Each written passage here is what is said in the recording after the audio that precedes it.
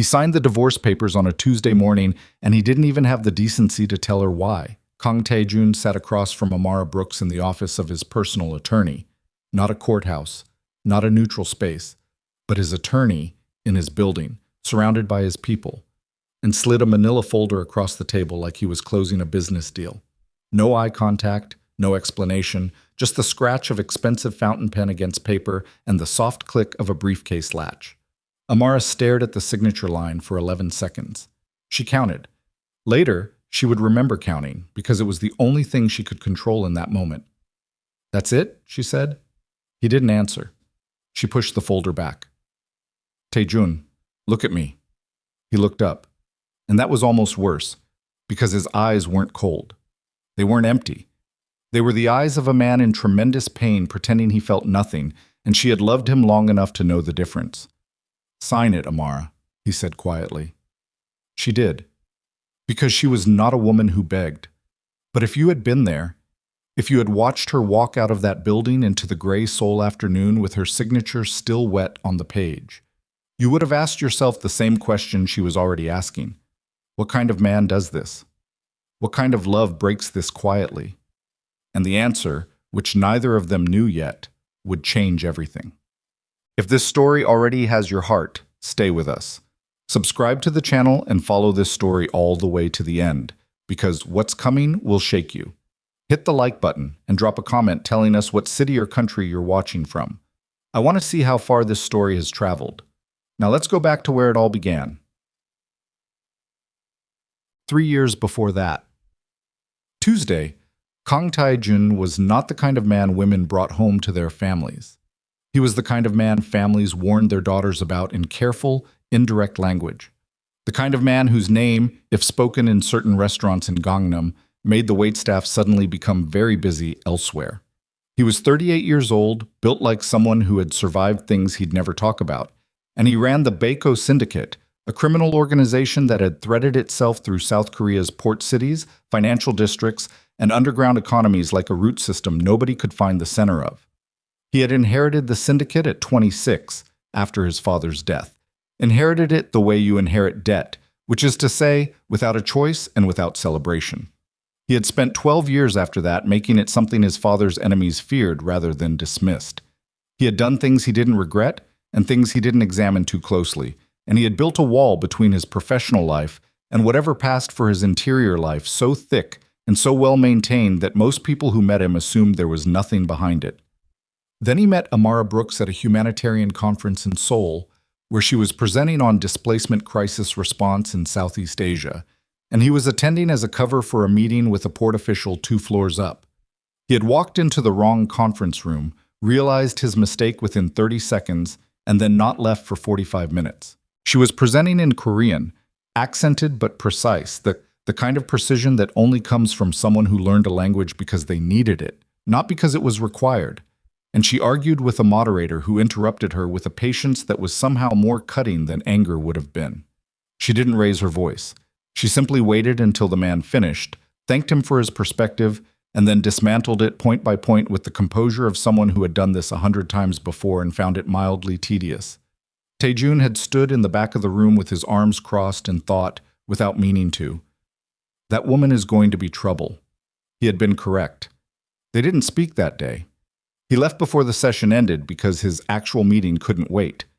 But he found out her name through his assistant, located her consulting firm's contact information, and sent her a message that said simply, "Your argument about the Mekong corridor policy was correct.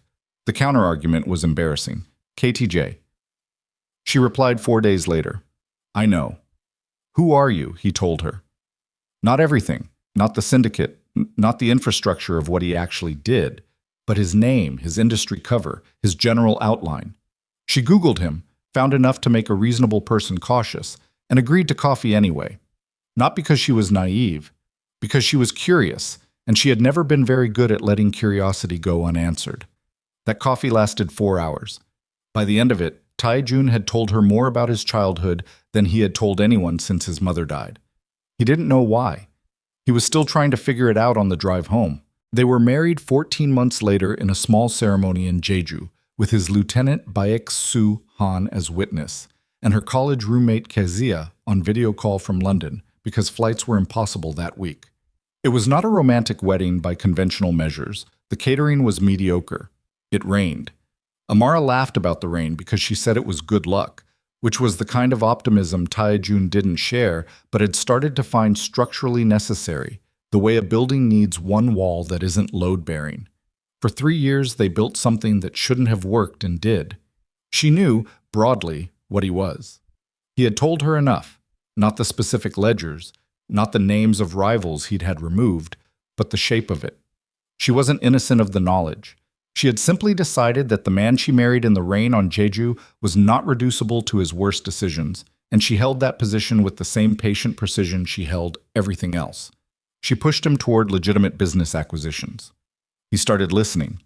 She told him what she thought about his organization's impact on the communities it operated in, and he didn't dismiss her. He pushed back, sometimes hard, but he didn't dismiss her. He had never met anyone he couldn't dismiss before. That was what the marriage was, two people who were genuinely difficult refusing to give up on each other. It wasn't smooth. There were weeks when they barely spoke because Tae-jun shut down under pressure, and Amara refused to chase him when he did. There were arguments that lasted past midnight and left them both exhausted and still unresolved. There was a period of 4 months where she seriously considered returning to Atlanta, and he knew it. And he changed 3 things about how he operated the syndicate without being asked, which was the closest he knew how to come to begging. They wanted children. That was never a question. They had talked about it early, not in a soft, romantic way, but in a practical one, the way they talked about most things. Amara wanted 2, maybe 3. She had grown up in a loud house full of cousins and noise, and she wanted that for her children. Tae-jun wanted an heir in the old way, the Baeko way, not because he was sentimental about tradition, but because the syndicate's leadership structure required it, had always required it, and he was realistic about what he was. They tried for 8 months without success. It wasn't alarming at first. These things took time. But at the end of those 8 months, at Amara's insistence, they went to a fertility clinic, the Hanul Fertility Institute, one of Seoul's most prestigious, a place with glass walls and hushed voices and the particular kind of quiet that expensive bad news lives in. The doctor's name was Park Sung-min. He was 40-something, thorough, and careful. He ran the tests twice. He came back with results that he delivered with the particular gentleness of someone who has learned that softening the blow doesn't actually soften it. Amara had a condition, a combination of structural anomalies and hormonal factors, that made natural conception essentially impossible and assisted reproduction highly unlikely to succeed. The word he used was permanent. He used it carefully, like he was aware of its weight. Tae-jun sat beside her in that consultation room and held her hand without speaking. She was very still. She asked 3 clinical questions because that was how she processed things. He watched her process it and felt something shift in his chest that he couldn't name and didn't examine in the moment. They drove home without talking. She cried once, briefly, in the elevator of their building. Not loud, just a single broken exhale against his shoulder. And then she straightened herself and went inside and made dinner because she needed her hands to do something.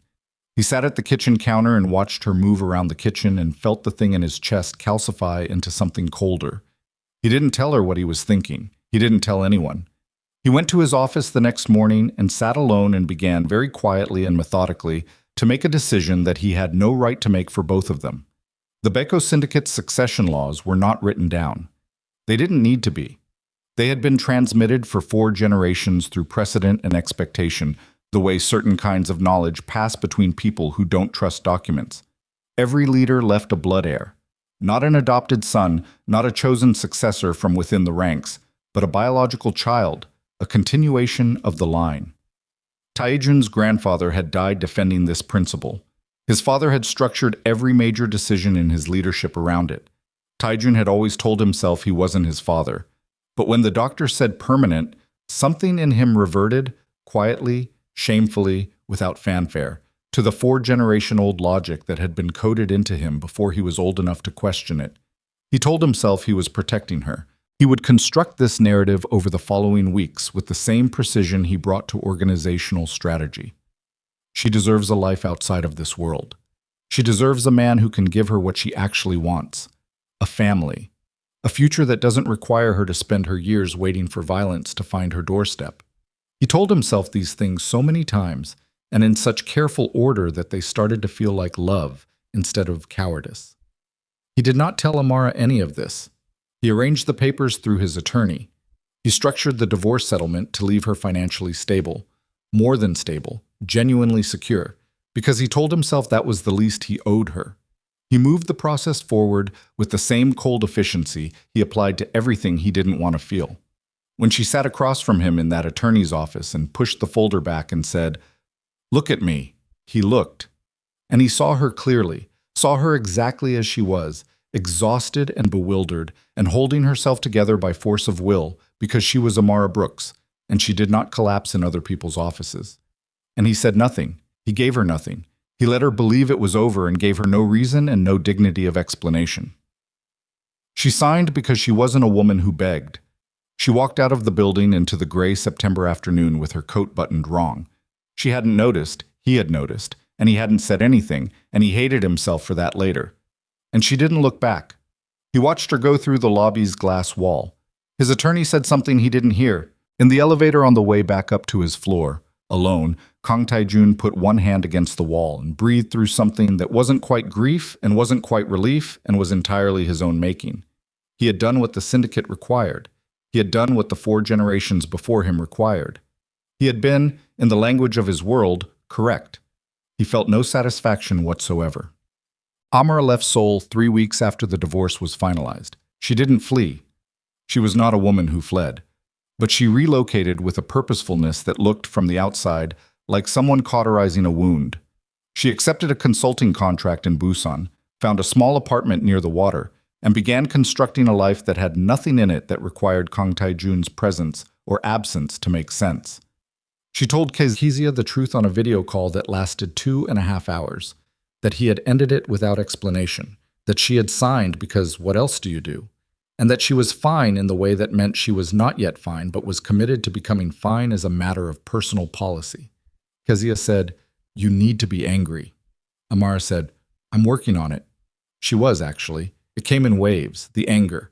Not the dramatic kind, not the kind that made her want to call him or confront him, but a low and constant fury at the sheer waste of it. 3 years.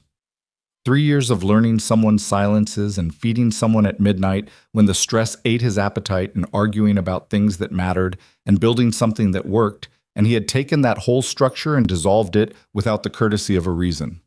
She was angry. She was also, underneath the anger, deeply sad in a way she didn't know what to do with. So she worked. She worked a lot. She ran along the waterfront in the mornings and ate badly and called her mother on Sundays and didn't tell her mother most of it because her mother would come to Seoul and say things to people, and that was not what anyone needed. She was 6 weeks out of Seoul when she realized her period was late. She assumed stress at first. Her cycle had always been sensitive to stress, and she had experienced, conservatively, a significant amount of stress recently. She waited another week. Then she went to a pharmacy alone on a Wednesday evening and bought 2 different brands of test and stood in her small bathroom with its window that looked out over a shipping yard and read both results twice. Positive. She sat down on the bathroom floor, which she had not done since she was a child and her father had died, and she stayed there for a long time. Not crying, just staying very still while her mind worked. This is impossible, she thought. And then, because she was Amara Brooks and she lived in reality, apparently not. She called an OB-GYN the next morning. The appointment was 4 days later. She sat across from a different doctor, a woman this time, Dr. Choi Yeon-ji, careful and kind, and explained the previous diagnosis and watched Dr. Choi examine the results with an expression that moved through several stages before settling on something careful. "I want to order additional imaging," Dr. Choi said. "But Ms. Brooks, you are pregnant. That is not in question." "I know," Amara said. "I need to understand why Dr. Park said what he said." Dr. Choi's pause was brief but not subtle.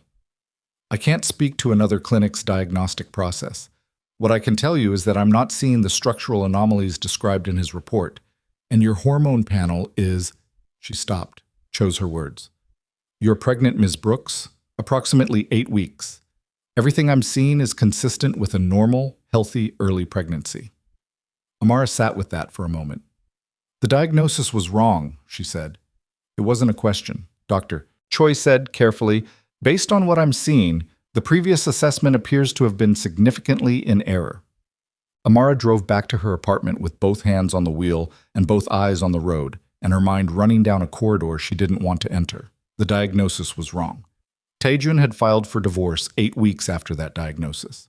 He had ended a 3-year marriage without explanation, without a fight, without even the dignity of an argument. And she had spent every day since trying to build a theory that made that make sense. She had cycled through every explanation. He was afraid of her grief. He was protecting himself. He had found someone else. He had simply stopped wanting the life they had. Now she was sitting in a car outside her apartment building with a piece of paper confirming she was 8 weeks pregnant, and the math was doing itself without her permission. He had filed for divorce approximately 2 weeks after the diagnosis. He had not fought for their marriage. He had not attempted to discuss alternatives, adoption, different clinics, the possibility that the diagnosis was wrong, any of it. He had simply ended it. And she understood, with a cold clarity that felt like stepping into winter water, what had happened. She didn't know the exact shape of it yet, didn't know what he had told himself, didn't know what tradition or fear or duty he had dressed his choice in, but she understood the structure. He had believed the doctor. He had decided what that meant for their future. He had made a unilateral choice about their marriage without telling her the reason. She sat in the car for 21 minutes. She knew because the radio cycled through 2 news segments and a traffic update. Then she made a decision of her own. She was not going to call him. Not because she wanted to punish him, she told herself that, and mostly believed it, but because this child was hers. It had been hers in the worst moment and the most confusing moment and all the small moments since, and she was not going to walk back into that world and hand it over to the logic that had expelled her from it in the first place. She was not going to call Kang Tae-jun and watch him reclaim her as an asset now that the obstacle had been removed. She was going to have her baby. She was going to raise her baby. And she was going to do it in Busan, near the water, in her small apartment, without asking anyone's permission. She got out of the car. She went upstairs. She ate dinner. She had made her choice, and it felt clean and clear and right, the way good decisions often do before the world weighs in on them. What she didn't know, what she couldn't have known from her apartment in Busan with its view of the shipping yard, was that 200 kilometers north in Seoul, Kang Tae-jun was sitting in an empty penthouse and beginning to understand slowly and too late what he had traded away. His empire was growing, his reach was extending, and every morning he woke up in a bed that was exactly as large and exactly as cold as it had always been, and he got up and went to work, and the work meant nothing in a way it never had before. He had done what was required. He had been, in the language of his world, correct. He had never been more miserable in his life. 6 months after Amara Brooks left Seoul, Kang Tae-jun bought a painting. This was not by itself a remarkable thing. He owned art. His penthouse had walls that his interior designer had filled with pieces chosen for investment value and visual weight, the kind of art that communicated wealth without communicating anything personal. He had never chosen a single piece himself, but 6 months after the divorce, on a Thursday afternoon, when he had 3 meetings canceled and found himself walking through Insadong with nowhere specific to be, which was itself unusual, Tae-jun always had somewhere to be, he stopped in front of a small gallery and stood there long enough that the owner came to the door. Inside, on the back wall, was a painting of the Busan waterfront. Not a famous view, not the bridge or the beach that appeared on postcards. Just the working port, cranes and shipping containers, and gray water under an overcast sky, painted in a way that made it look both industrial and somehow lonely. He bought it without negotiating the price, which was something he never did. He brought it back to the penthouse and stood it against the wall in the living room and looked at it for a while and then went to bed. His housekeeper found it the next morning leaning against the wall where he'd left it, still unwrapped, and asked where he'd like it hung. "Anywhere," he said. "It doesn't matter." She hung it in the study, across from his desk, where he would see it every morning. He told himself he didn't know why he'd bought it. He was a man who had built an entire life on the practice of not examining certain things too closely, and this felt like one of those things. So he filed it under impulse purchase and moved on. Baek Suhan noticed it on a Tuesday when he came to the study for a briefing. Suhan was 43, had been with Tae-jun since before the syndicate consolidation, and was one of perhaps 4 people alive who could read Kang Tae-jun's face with any accuracy. He looked at the painting. He looked at Taijun. He said nothing, which was the thing Taijun valued most about him. The briefing was about expansion into Incheon. A port official who had previously been resistant had recently become cooperative, which meant the Western Corridor was opening ahead of schedule. Taijun approved the next phase, assigned resources, dismissed 2 proposals that were too aggressive for the current political climate, and did all of this with the focused competence that had made him what he was. Suhan took notes and asked clarifying questions, and at the end gathered his papers and stood. "Anything else?" Taijun said. "No." A pause. "You look tired." "I'm fine." "I didn't say you weren't fine. I said you look tired." Taijun looked at him. Suhan met the look without flinching, because he had been doing it for 17 years and had decided a long time ago that it was the only way to be useful to this particular man. "Go home, Suhan." Suhan went. At the door he stopped without turning around. "The Busan operation. Do you want me to handle the site visit personally or send Yoon?" "Busan." The word landed in the room like something dropped. "Send Yoon," Taijun said, without expression. "Understood." The door clicked shut behind him. Taijun sat alone in the study with the Busan painting across from him and did not think about Amara Brooks. He was very deliberate about this. He had a system. When a thought started forming in a direction he'd closed off, he redirected it to operational detail, to the next task, to the concrete architecture of what needed doing. It worked most of the time. He was good at it by now. He had been good at it his whole life. He pulled the Incheon file back toward him and opened it to page 3. The painting was still there when he looked up an hour later. Greywater, cranes. That particular loneliness that wasn't sentimental, just accurate. He closed the file and went to bed at 11, which was early for him. He lay in the dark for an hour and a half before sleeping, which was not early for him at all. In Busan, Amara was 22 weeks pregnant and had started buying furniture. This was a significant development because for the first 16 weeks she had refused to buy anything substantial. Nothing that said permanent, nothing that said this is where we are staying. In a way she recognized as irrational, but couldn't entirely stop. She had lived out of partial boxes. She had used a folding chair at her kitchen table for 6 weeks until Kezia, on a video call, had said, "Amara, I love you, but that chair is a cry for help," and she had gone out the next day and bought a proper one. Now at 22 weeks, something had shifted. The baby had started moving, not dramatically, not the kicks she'd read about, but a kind of flutter that happened mostly in the evenings when she sat at her desk, and it was quietly insistent in a way that made abstraction impossible. This was real. This was here. She needed a crib. She bought the crib on a Saturday morning from a shop in Namgu, had it delivered, and spent 3 hours assembling it herself because the delivery included assembly, but she needed to do it, needed to put her hands on every bolt and make every joint tight with her own effort. The baby's room was small, barely big enough for the crib and a chair and the narrow dresser she'd found secondhand, but she painted it a warm yellow that caught the afternoon light. And when she stood in the doorway on Sunday evening, looking at what she'd made, she felt something settle in her chest for the first time in months. Not happiness exactly, something more durable than happiness. Something like, "This is mine and I built it, Doctor." Choi had connected her with a local midwife named Madam O, who was 70 years old and had the energy of someone 30 years younger, and the opinions of someone who had earned the right to have them. She came to Amara's apartment twice a month, checked everything, made notes in a small battered book, and gave advice in a mix of Korean and English that Amara had grown accustomed to parsing. "Father?" Madame O asked at the third visit, not looking up from her notes. "Not in the picture," Amara said. Madame O made a sound that wasn't quite agreement and wasn't quite judgment. "You have someone to call when the time comes?" "I have someone in London I can call. She'll come if I need her." "She should come before you need her." Madame O finally looked up.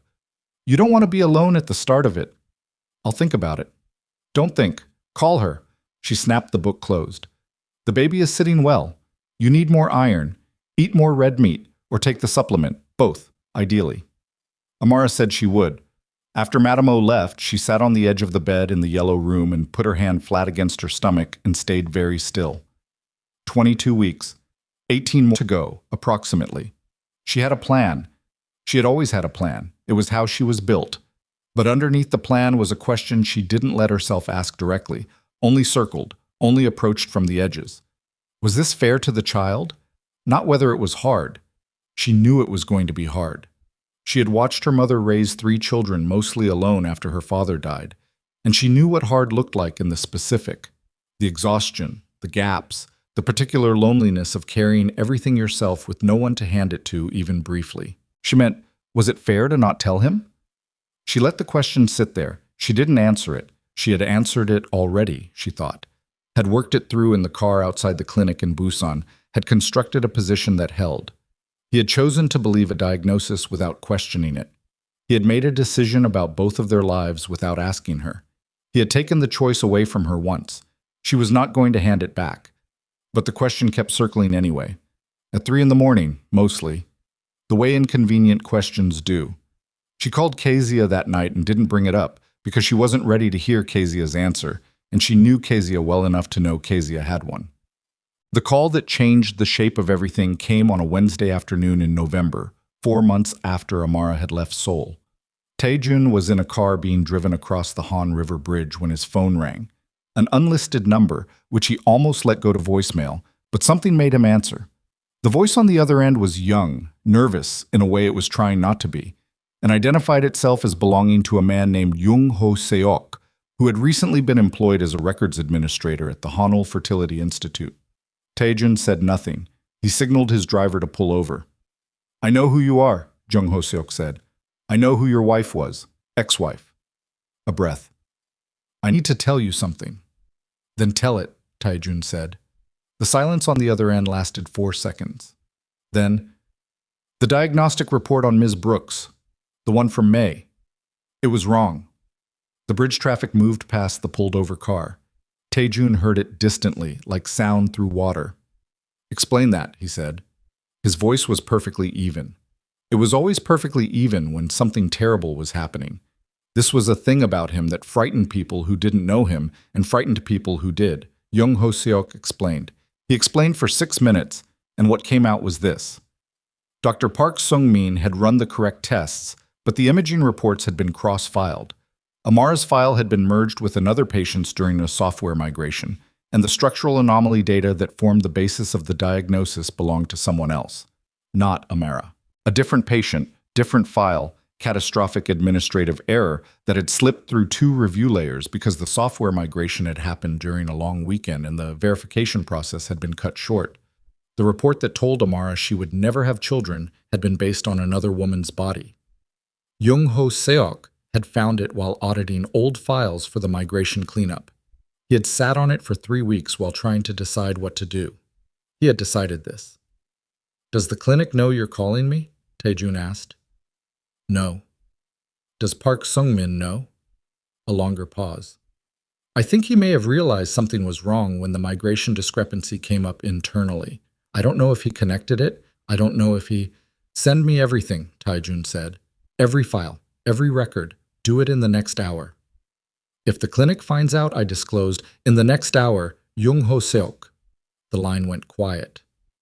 "Okay," the young man said. Taejun lowered the phone. He sat in the back of the pulled-over car on the Han River Bridge, with the November traffic moving around him, and felt the whole architecture of the last 6 months reconfigure itself in his mind. Every decision, every justification, the careful structure of conviction he had built around "I did what was necessary." And it collapsed so completely and so fast that there was no wreckage, just open space where it had been. He had ended his marriage because the doctor said she couldn't have children. The doctor had been wrong. He sat very still for a long time. His driver didn't speak, because his driver had been with him long enough to know when silence was not to be broken. Then Taejun said, "Drive." "Where to?" He didn't answer immediately. He pulled up his contacts. He had her number still. He had not deleted it, which was a thing he had not examined, which now felt like its own kind of evidence. He looked at it. He put the phone face down on the seat beside him. "The office," he said. He needed to see the files first. He needed to be certain. He was not a man who acted on uncertain ground, and he would not make this worse by moving before he knew the full shape of it. The files arrived 40 minutes later. He sat at his desk alone. He sent Suhan out, sent his assistant out, told the front desk to hold everything, and read through them with the specific focused attention he brought to intelligence reports, financial audits, things where the details determined what was actually true. It took him an hour and 20 minutes to be certain. The diagnosis had been wrong. The imaging that condemned her had belonged to a patient 2 files over. Amara Brooks had gone into that clinic healthy and come out with a verdict that had never applied to her, and that verdict had been the stone foundation of every choice Tae-jun had made afterward. He stood up from his desk. He walked to the window. He put one hand against the glass and looked out at Seoul and breathed. He had left her because he believed she couldn't give him an heir. He had structured an entire sacrifice narrative around it, protecting her, freeing her, being the kind of man who chose honor over selfishness. And the premise was false. The premise had always been false. The sacrifice was built on nothing, justified by nothing, and what it actually was, stripped of the narrative, stripped of the tradition he dressed it in, was a man who had chosen certainty over questions, believed a stranger over his wife, and walked away from the best thing in his life without asking a single question that might have complicated his decision. He stayed at the window for a long time. Then he picked up his phone and called Soo-han. "I need to know where Amara is," he said when Soo-han answered. "Current location, whatever you can find." A pause. Short, but present. "Amara, you're—" "Yes." Another pause, different in quality. "Tae-jun, what happened?" "Find out where she is." He heard Soo-han breathe. "She's in Busan. She took a contract there after. I know she's in Busan. I kept general track." A beat. "Do you want an address?" Something went through Tae-jun's chest that he didn't have a word for. "You kept track." "Someone had to," Soo-han said. No apology in it. No accusation either. Just the plain fact, delivered in the tone of a man who had done what he thought was right and wasn't interested in debating it. "Yes," Tae-jun said. "I want the address." He didn't go that night. He told himself it was because he needed to prepare, needed to know what he was going to say, needed to go through the clinic situation and understand his legal exposure and hers, needed to think. These were true things, but they were not the whole truth. The whole truth was that he sat in his penthouse that night with a glass of whiskey. He didn't drink and understood, for the first time since the divorce, the actual scale of what he had done. And it was larger than he could move toward in a single evening. He went to the fertility clinic the next morning, not as Kang Tae-jun the man, as Kang Tae-jun the syndicate head, with 2 of his senior people present and an attorney on the phone, and he walked into Park Sung-min's office and closed the door and sat down and said, without preamble, "Tell me about the diagnostic error on the patient file for Brooks, Amara. October, this year." Park Sung-min was a composed man. He lost that composure in approximately 4 seconds. What came out over the next 40 minutes, through the composure cracking and the attorney on the phone advising caution, and Tae-jun sitting across the desk with the stillness of someone who had decided that stillness was more effective than volume, was a picture of institutional negligence that was both banal and devastating. The software migration, the cross-filing, the long weekend, the verification gap. Park Sung-min had realized something was wrong 6 weeks after the fact, when the migration audit flagged the file discrepancy. He had chosen, in a decision he was now clearly understanding was catastrophic, to not reach out to the patient. He had told himself the information might cause unnecessary distress, might destabilize someone who had already processed the diagnosis and moved on. He had told himself several things that were functionally about protecting himself and the clinic's reputation. "She moved on," Tae-jun said, when Park Sung-min used that phrase. His voice was flat. "She moved on." Yes, I believed, you believed she'd moved on." He looked at the doctor for a moment. "You are going to provide my attorney with every document related to this case, every internal communication about the migration audit, every email. You are going to do this today." "Mr. Kang, I'd need to consult with the clinic's legal." "Today," Tae-jun said. The documents were provided. He drove back to the penthouse in the early afternoon with a folder on the seat beside him containing proof of a mistake that had cost him his marriage, and he sat in the car outside his building for a while before going up. Soo-han was waiting in the lobby. He had a look on his face that Tae-jun had seen before. Not often, but at specific moments, the kind where Soo-han had information he wasn't sure how to deliver. What? Taejun said. Suhan handed him his phone. On the screen was a photograph. Not surveillance, not professional, just a photo that had apparently been taken and sent to Suhan by a contact in Busan, someone who operated loosely within the syndicate's network there. It was a photograph of Amara Brooks on a Busan street. She was wearing a coat he recognized, dark green, the one she'd bought in Myeongdong 2 winters ago. And she was carrying a paper bag from a pharmacy, and she was visibly, unmistakably pregnant. Taejun looked at the photograph for a long time. He looked at the date stamp in the corner. The photo was 4 days old. He looked at the curve of her and calculated, in the way his mind worked, whether he wanted it to or not. And the number he landed on was approximately 5 to 6 months. 5 to 6 months ago, they had still been married. He handed the phone back to Suhan. He walked to the elevator. He pressed the button and stood there watching the numbers descend, and felt something move through him that was not anger, and was not grief, and was not the specific controlled devastation of a man who has realized the magnitude of his own error. It was all of those things at once, badly, without order. Taejun, Suhan said from behind him. He didn't turn around. She didn't tell you, Suhan said. It wasn't a question. The evidence was self-contained. No, Taejun said. She found out after the divorce. She would have found out around 7 weeks in, Taejun said. His voice was doing the thing it did. Flat, even, operating on the surface while everything underneath did something else entirely. Which would have been approximately a month after I filed. The elevator arrived. He stepped in. Suhan caught the door before it closed. What are you going to do? Taejun looked at him. Suhan looked back. That same look, 17 years of it, the look that said, I am the one person in your life who will ask you this question directly and wait for a real answer. I don't know yet, Taejun said. It was the most honest thing he had said to anyone in months. Suhan let the door close. Taejun rode up alone to the 42nd floor, walked into the penthouse, stood in the living room with the Busan painting across from him. Gray water, cranes, that particular loneliness that wasn't sentimental. And understood, with a clarity that was almost physical, that there was no version of the next step that didn't require him to stand in front of Amara Brooks and account for everything. Not explain, not justify. Account. And she was going to be devastating about it. She was going to be precise and controlled and devastating because that was who she was. And he had spent 3 years learning exactly how she dismantled things she'd decided were wrong. And he knew, with the certainty of a man who has made a very specific and irreversible mistake, that he deserved every word of it. He picked up his phone. He put it down. He picked it up again. He didn't call her. Not yet. Because the thing he understood, standing in his living room with the photograph still in his mind and the clinic documents on the table and 6 months of compounding damage spread out in every direction, was that he could not walk into this the way he walked into everything else, with resources, with authority, with the structure of power arranged around him like armor. He was going to have to walk in with nothing.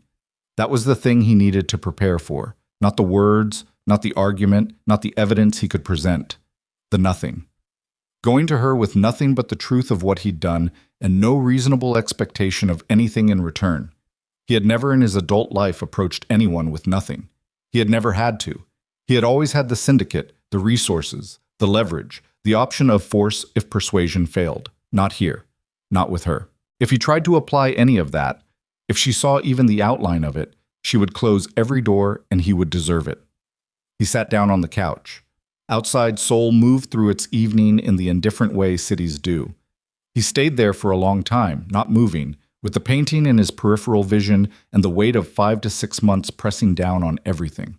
His child was in Busan, growing, and the woman carrying it had decided he didn't deserve to know, and he had given her every reason to make that decision. He sat with that until it was fully dark outside, and the city lights had come up, and the painting was just a dim shape on the wall. And then he stood up and went to his bedroom and made himself sleep. Because tomorrow he had to be capable of doing the hardest thing he had ever done. He was going to Busan. He took the first train to Busan. Not a car, not a helicopter, not the kind of arrival he was capable of arranging. Just the KTX at 6:47 in the morning. A seat he booked himself on his phone at 5 a.m., while standing in his kitchen in yesterday's clothes. A paper cup of coffee he bought at the station and didn't finish. He sat in the window seat and watched Seoul dissolve into the Han River corridor and then into the flat winter farmland between cities. And he didn't review documents or answer messages or do any of the things he normally did in transit. He sat there and let the train move and tried to figure out what the first sentence was going to be. He hadn't found it by the time Busan Central came into view. Suhan had given him the address, an apartment building in Namgu, near the port, the kind of neighborhood that was functional rather than pretty, where working people lived close to the water and nobody asked much about anybody else's business. He took a taxi from the station because he didn't want a driver, didn't want anyone who reported back to anyone. He gave the address and sat in the back and watched Busan come into focus. The density of it, the port cranes visible between buildings, the particular quality of winter light off the ocean, flat and gray and very clear. The building was 6 stories. Pale concrete, exterior stairwells, a small convenience store on the ground level with its shutters half open. He stood on the sidewalk across the street for a moment and looked at it. He had stood across the street from rival operations before, had walked into rooms full of people who wanted him dead, had done this kind of thing. His heart had been steady through all of it. It was not steady now. He crossed the street. He went inside. Her apartment was on the 4th floor. He found the number from Suhan's information, 407, and stood in front of the door for a moment that lasted longer than it should have. The hallway smelled like someone's cooking, something with sesame oil, and there was a child's shoe rack outside the apartment 2 doors down. Ordinary building. Ordinary floor. She had built something ordinary here, which was a specific kind of devastation when he thought about the life they'd had in Seoul. He knocked. Silence. Then movement. Soft, unhurried, the kind of movement that wasn't startled, just in process. He heard her voice before the door opened, speaking in Korean on a phone call, something about a contract revision timeline. And then the door opened and she was standing there and she saw him, and every word stopped. Amara Brooks at 7 months pregnant was not a woman who looked diminished by it. She was wearing a gray sweatshirt and had a phone pressed to her shoulder and her hair pulled back, and she was looking at him with an expression that moved through several things very fast. Shock, then something harder, then a careful blankness that he recognized as her assembling a position. "I'll call you back," she said into the phone. She lowered it. She did not step back from the door. "How did you find this address?" Suhan knew. "Suhan." She said it without inflection, processing. "Why are you here, Taejun? Can I come in?" "I don't know yet. Answer the question." He looked at her. He had been trying to construct this for 12 hours, and nothing he'd assembled felt like enough. "I know," he said, "about the clinic, about the diagnostic error. I know the diagnosis was wrong." She was very still. The blankness on her face didn't shift. It deepened, became something more deliberately controlled. He watched her decide in real time how much of herself to show him. She had always done this. He had always been able to see it happening. It had always been one of the things he found both frustrating and foundational about her. "Come in," she said. She stepped back. The apartment was small and warm and very clearly hers. There were books stacked on the kitchen counter, her laptop open on the table with 3 browser tabs visible, a half-eaten bowl of something on the counter. The yellow room was visible through a half-open door, and he could see the crib, which landed somewhere in his chest with a weight he didn't have a name for. She didn't invite him to sit. She stood in the kitchen with her arms crossed, not defensively, just contained, and waited. "How long have you known about the error?" she said. "I found out 2 days ago. A records administrator at the clinic called me." 2 days ago. Something moved behind her eyes. "And you drove to my door." "Took the train." She looked at him. "That's not the part that matters, Taejun." "I know." "How long has the clinic known?" He told her. Told her about the migration audit, about Park Sung-min knowing 6 weeks after the fact and choosing silence, about the documents he now had. He watched her face as he talked, watched it stay controlled except for one moment, when he got to the part about the doctor knowing and choosing not to call her. And something moved across her expression that was too fast to name but wasn't anything gentle. When he finished, she was quiet for a moment. "So he knew," she said. "He knew the diagnosis was wrong, and he decided that telling me would cause unnecessary distress." "Yes." "Because I'd moved on." Her voice was measured in the way of someone who has decided that measured is the only acceptable option. "He decided I'd moved on." Yes. She turned away from him. She went to the window, the one that looked out over the port, he realized, gray water and cranes, and stood there with her back to him. Her shoulders were very straight. He had watched her do this before, in their marriage, when something had made her furious, and she needed 10 seconds to decide how to carry it. Amara, don't. She didn't turn around. Give me a minute. He gave her a minute. He stood in her small apartment with his hands at his sides and waited, which was not a thing he was naturally good at, but which he understood, with the particular clarity of someone who has used up all his other options, was the only correct move. She turned around. Her face was composed again. It had cost her something to get it there, he could see that, but it was composed. You ended our marriage, she said, because the doctor said I couldn't have children. Yes. And you didn't tell me that was why. No. You didn't question the diagnosis. You didn't suggest a second opinion. You didn't tell me what you were thinking and ask me what I wanted to do. She wasn't raising her voice. She was doing the thing she did, the patient precision, but underneath it something was burning at a low and very steady temperature. You just filed the papers. Yes. Why? Because I believed the diagnosis and I believed... He stopped. He started again. Because the syndicate's succession requires a blood heir. And because I told myself that I was freeing you, that you deserved a life outside of my world, a real family, and I was giving you that. You were freeing me. She looked at him steadily. That's what you told yourself.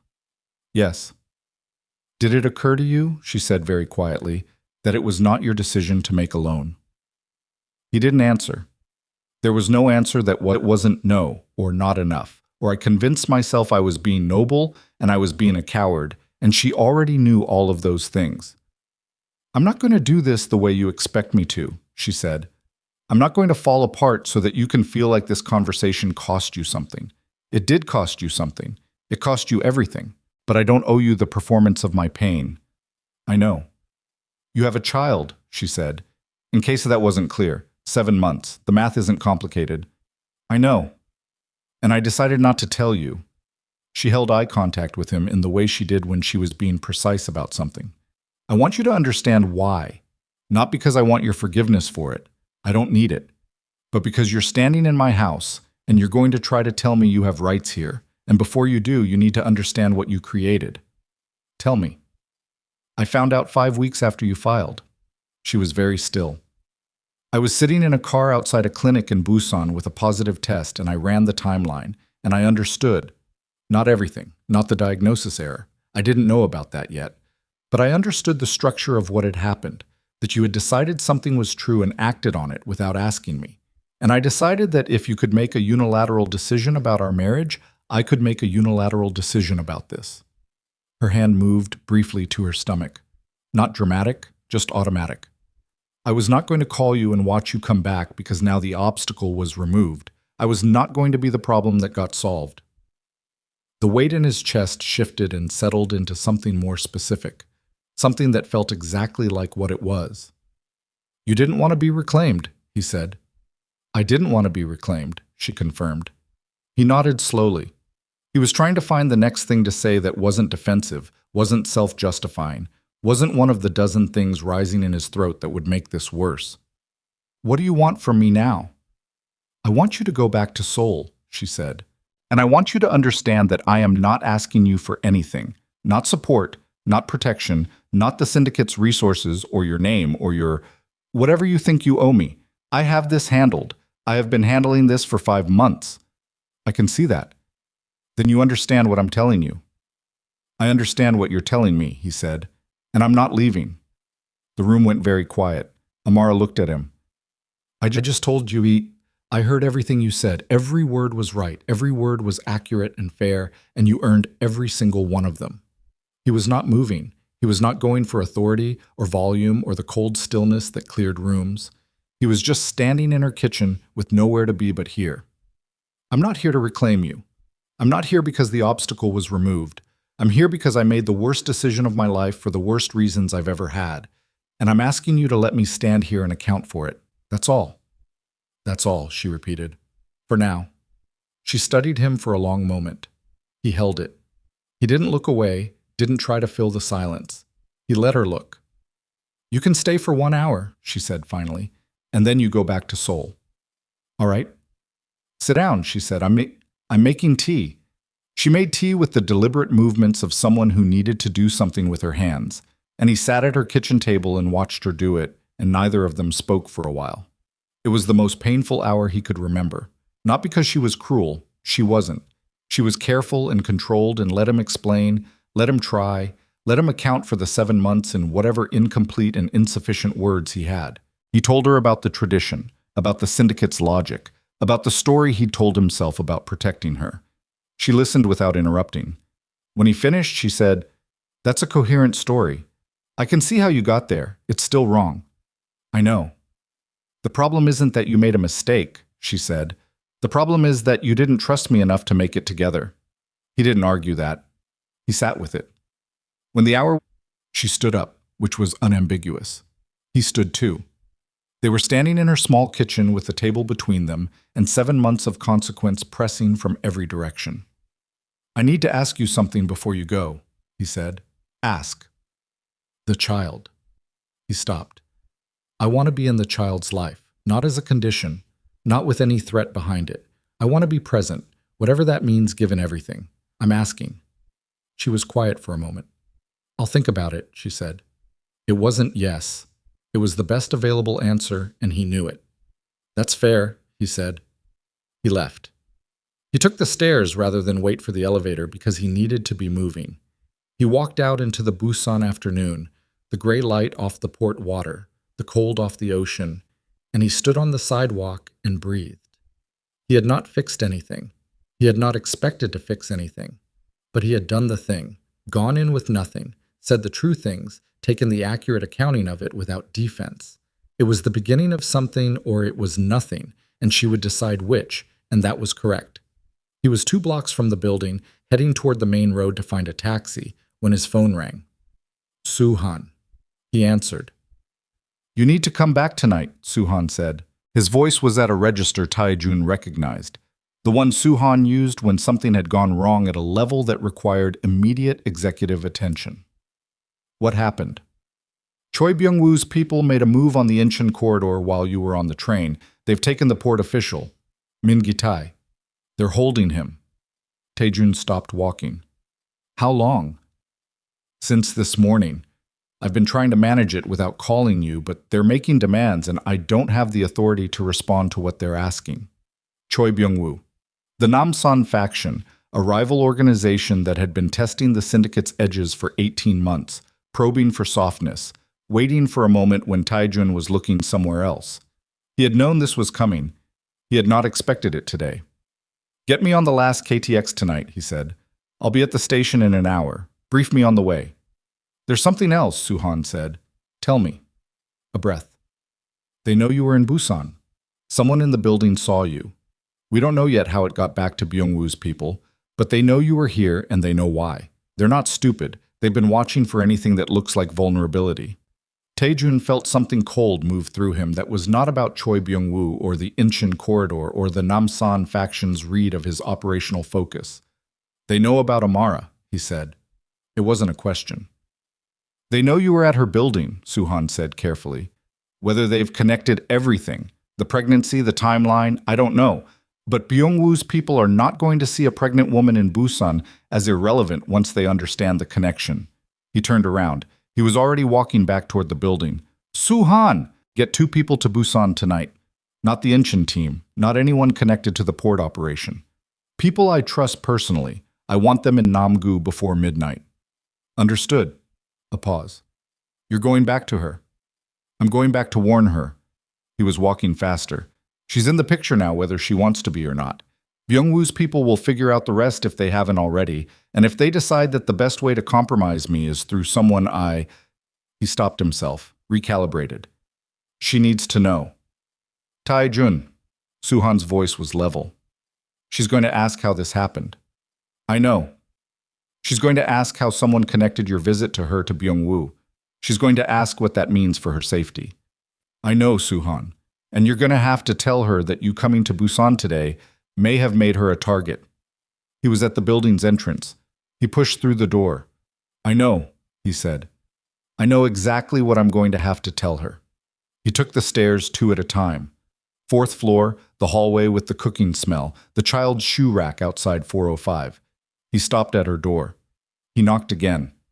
Different this time, harder, with the urgency he hadn't carried the first time. He heard her footsteps immediately. She opened the door and took one look at his face. "What happened?" she said. "I need to come back in." "Taejun, there are people," he said, "who are watching me today. People who are not going to see your existence as irrelevant once they understand who you are to me." He held her gaze. "I'm sorry. This is the thing I was trying to protect you from when I made the decision that I made, and I have made it happen anyway, by coming here today. I need you to understand what you're in the middle of." She looked at him for 3 full seconds. Her hand was on the doorframe and she was very still, and he could see the calculation happening in real time, the anger and the fear and the practical mind that always ran underneath both. She stepped back and let him in. She sat down on the couch. He sat across from her. He told her everything. Choi Byung-woo, the Namsan faction, the Incheon corridor, the port official, and what it meant that someone had connected his presence at her building to the ongoing power conflict he hadn't managed to outrun by getting on a train. She listened with her hands flat on her knees and her face doing the thing it did. The careful processing, the ordered construction of what this meant and what needed to happen. When he finished, she was quiet for a moment. "You came here," she said, "and you didn't think about whether you were followed. I didn't think they were at this level of surveillance yet. But you knew it was possible." He said nothing. Because yes, he had known it was possible in the abstract way he knew many things were possible, and he had gotten on the train anyway because Amara and the child and the weight of 6 months of compounding damage had pushed everything else to the periphery in a way he should not have allowed. "You put us in danger," she said. Not dramatically, just accurately. "Yes." She stood up. She walked to the window, the port, the cranes, the gray water, and stood there and breathed. Her back was very straight. He watched the set of her shoulders and understood that she was doing something specific, something internal, the kind of recalibration that takes 30 seconds if you're very good at it, and she was. She turned around. "I'm not going to argue with you right now about what you should or shouldn't have done," she said, "because we don't have time for it and it won't change anything." She looked at him steadily. "What I need from you is the truth right now about how serious this is, not managed, not filtered through whatever you think I can handle, the actual truth." He told her the actual truth. He told her that Choi Byung-woo was serious, not the most dangerous actor in Seoul's criminal landscape, but serious, strategic, willing to use people as leverage when direct confrontation was too costly. He told her that a pregnant woman with a demonstrable personal connection to Kang Tae-jun was exactly the kind of leverage that strategic men looked for. He told her that the 2 people Suhan was sending would be there before midnight, and they were good, the best he had, and that he was going to handle the Incheon situation and come back. "Come back," she said. "Yes." "To Busan." "Yes." She looked at him for a long time. The apartment was very quiet. Outside, the port moved in its indifferent way, cranes against the gray sky, the occasional distant sound of a horn off the water. "You don't get to make decisions about my life," she said finally. "Not the protective ones, not the ones you think are for my benefit. You lost that right when you signed those papers without explaining why." Her voice was even, not soft. "But I understand that this situation is what it is. And I understand that I am currently 7 months pregnant and alone in a city where I have limited resources if someone decides to make a move." She paused. "So I'm going to accept the security for now. But I need you to be clear with me, completely clear, every step." "Yes," he said. "If you manage me," she said. "If I find out you filtered or concealed anything, I will take every resource I have and I will disappear in a way that even Suhan won't be able to find me. Do you understand?" He understood. He believed her completely. "I'll call you tonight," he said. "When I'm back in Seoul. Everything I know, as I know it." She nodded once. "Go handle your situation." He stood. He picked up his jacket from where he'd left it on the chair. He stopped at the door because there was something else, something that wasn't operational, that was sitting in his chest and needed to be said before he walked out of this apartment into whatever came next. "Amara." She looked at him. "I know this doesn't fix anything," he said, "and I know I don't have the right to ask for anything beyond what you've already given me. But I need you to know that I didn't come here today because the obstacle was removed. I came because I understood, finally, what I did, and I needed you to know that I understood it." He paused. "The rest is up to you." She looked at him for a long moment. Her expression moved through something he couldn't fully read. Not forgiveness, not softness, but something that was perhaps the distant beginning of a door left very slightly open. "Good night, Taijun," she said. He left. On the train back to Seoul, in the dark outside the window and the cold coming through the glass, he sat with everything he'd just put in motion and understood with the clarity of a man standing at the edge of something irrevocable that there was no going back to who he had been before today. Not to the man who made unilateral decisions and dressed them as sacrifice. Not to the man who believed strangers over the woman who had never lied to him. Not to the version of himself that the syndicate had shaped and the 4 generations before him had required. He was going to handle Choi Byung-woo. I was going to dismantle whatever leverage the Namsan faction thought they had.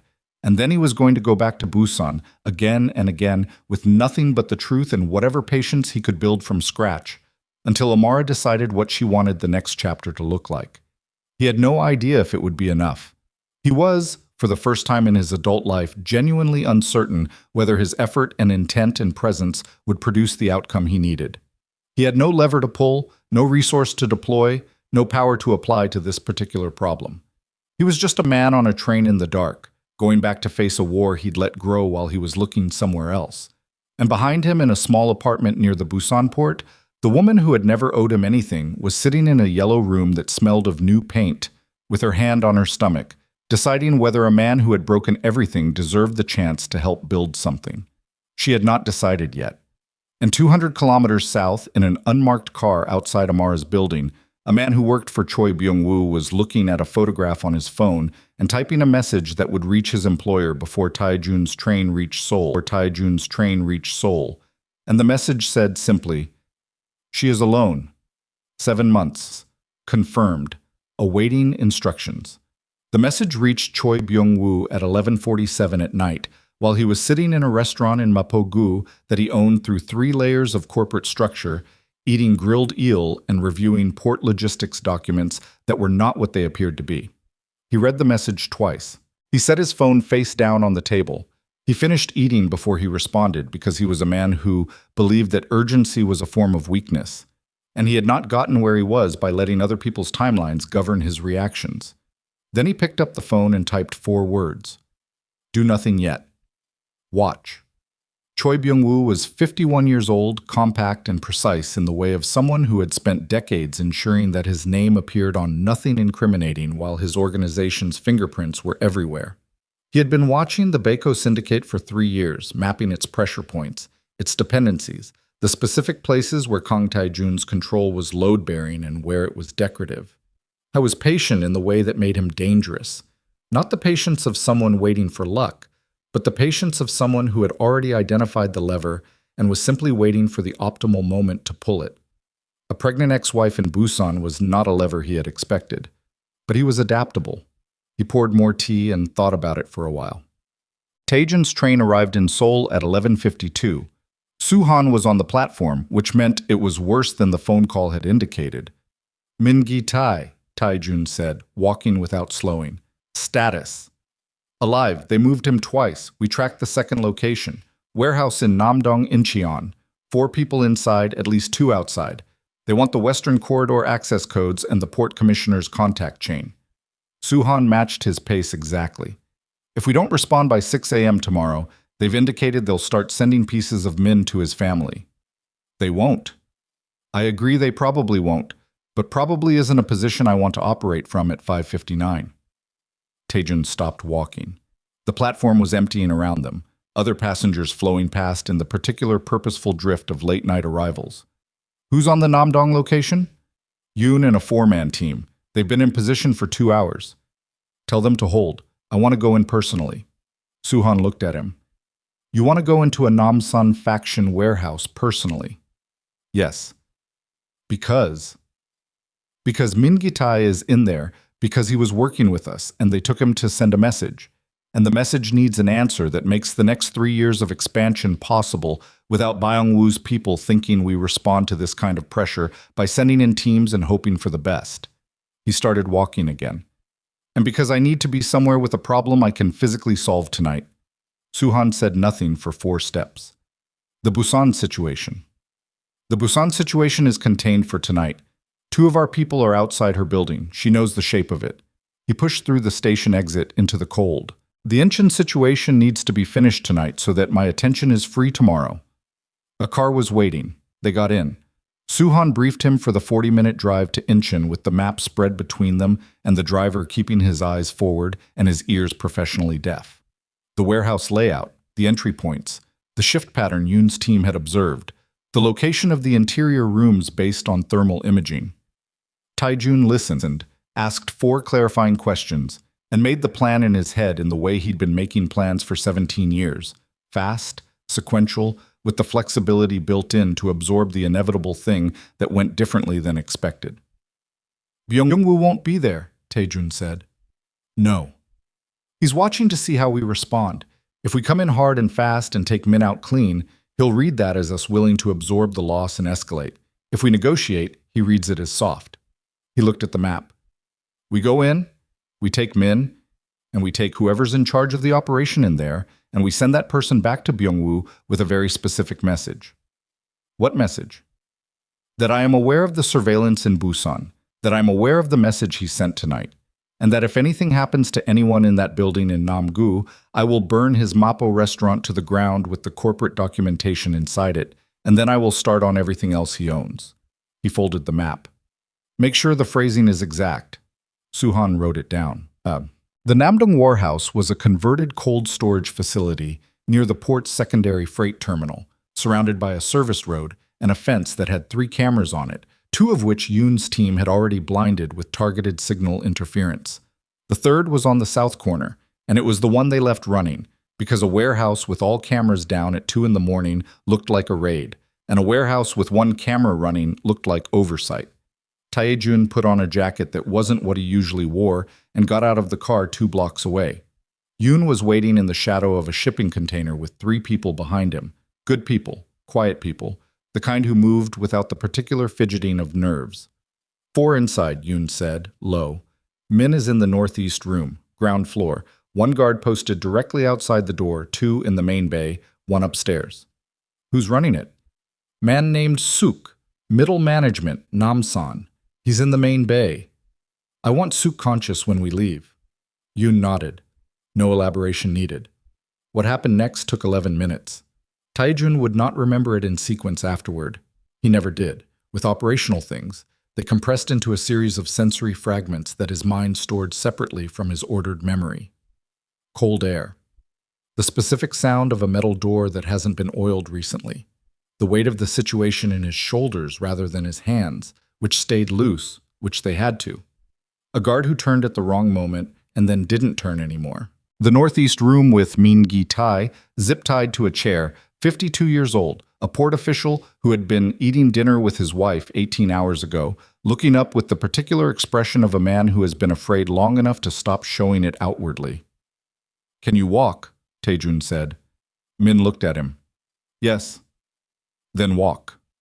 He had Suk, 35, Namsan middle management, a man who clearly understood what it meant that Kang Taejun had come personally, seated at the table in the main bay with 2 of Yoon's people behind him, and he crouched down to eye level and delivered the message with the specific quiet of someone who doesn't need volume to be understood. Suk listened. He didn't argue. He had the look of a man rapidly recalculating his career trajectory. The restaurant, Taejun said, finishing, and everything after it. Make sure he understands everything includes things he hasn't told his own people about. Suk said he understood. They left him there, unharmed, unconstrained, with a phone in his pocket and a very clear task. Taejun walked out of the Namdong warehouse at 2:17 in the morning with Min Gi-tae beside him and the cold off the Incheon port moving through his jacket, and he stood outside in the dark for a moment and breathed. His hands were steady. They were always steady afterward. It was before that they did the other thing. Min said quietly, "Thank you." "You were working with us," Taejun said. We don't leave people. He put Min in a car with two of Yoon's people and sent him to a safe house. He got back in his own car with Soo-han, and they drove back to Seoul through the pre-dawn emptiness of the highway, and he sat in the back with his eyes on the road and felt the specific exhaustion of a night that had required too many different kinds of attention at once. The message will reach Byung-woo by morning, Soo-han said. Good. He'll respond. He'll think about it first. He's not impulsive. Taejun watched the highway lights move past. He'll want to know how I knew about the restaurant and the documentation. He'll spend a day figuring out his exposure. That gives us time. Time for what? Time to finish what needs finishing. He looked at Soo-han. I'm going back to Busan tomorrow. Soo-han held his expression with some effort. Taejun. I know. Byung-woo now knows about her. Going back increases. Going back with security and making my presence known as a permanent feature reduces the calculation that she's useful as leverage. He said it flatly, because he had been working through the logic since the train. If Byung-woo's people think I'm keeping distance from her, protecting myself, protecting the syndicate's image, not wanting the vulnerability visible, then she becomes more valuable as a target. If I am openly, consistently present, she becomes a different kind of problem. You don't take the syndicate heads pregnant. He stopped. The words sat in the air for a moment. You don't take someone in that position unless you're prepared for a full escalation. Byung-woo isn't. Not yet. Not while the Incheon response is still being processed. Soo-han was quiet for a moment. You've thought about this. I've had about 4 hours to think about almost nothing else. She's going to know what you're doing, Soo-han said. She's going to know that your presence is also tactical. Yes. And that's going to be a problem with her specifically. Yes, Taejun said. So I'm going to tell her exactly what I just told you, and then she can decide. He slept 3 hours. He was back on the KTX to Busan by 8 a.m., showered and in clean clothes, with Soo-han's briefing on his phone and a level of tiredness that was physical rather than operational, the kind that lived in the back of the neck and the shoulders, that coffee addressed but didn't solve. He called Amara at 7:45 before the train left, because he'd promised to call the night before and hadn't, and he was aware that every piece of information she didn't receive from him, she would receive from her own very capable reading of the situation, and that was worse. She picked up on the third ring. Her voice was alert, which meant she hadn't slept much either. Tell me, he told her. The Namdong operation, Min Gitai, the message to Byung-woo. The tactical logic of his continued presence in Busan. He said all of it clearly, without softening it, because she'd made the terms explicit the night before, completely clear, every step, or she disappeared. She was quiet for a moment when he finished.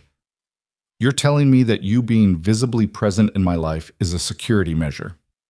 Among other things. Yes. Among other things, she repeated. Yes. Another pause. He heard her breathe. What time does your train get in? 10:40. I have a midwife appointment at 11. You can come at noon. All right. She hung up. He sat back and closed his eyes for the first 20 minutes of the journey, and when he opened them, the city had given way to the flat winter landscape between, and his phone buzzed with a message from Soo-han. Byung-woo's people pulled back from the Namgu location overnight. Both our assets confirm. He's thinking. Good. He had bought time. He didn't know exactly how much. He arrived at her apartment at noon. She opened the door looking like someone who had slept badly and wasn't interested in discussing it, which he recognized. She had a glass of water in her hand and she was wearing different clothes, dark pants, a loose cream-colored top, and she looked at him with the specific expression of a woman who has decided on a particular form of practicality and is holding it firmly in place. Come in, she said. Sit. He sat at the kitchen table. She stayed standing, which was a choice, and he didn't comment on it. The midwife says everything is fine, she said, in case you were going to ask. I was going to ask. I know. She looked at him. I've been thinking about what you said this morning, the tactical logic. And? I understand it. I understand that your presence functions as a deterrent given how your world works. And I understand that's a real consideration and not just something you said to justify coming back. She set the glass down on the counter with a precise movement.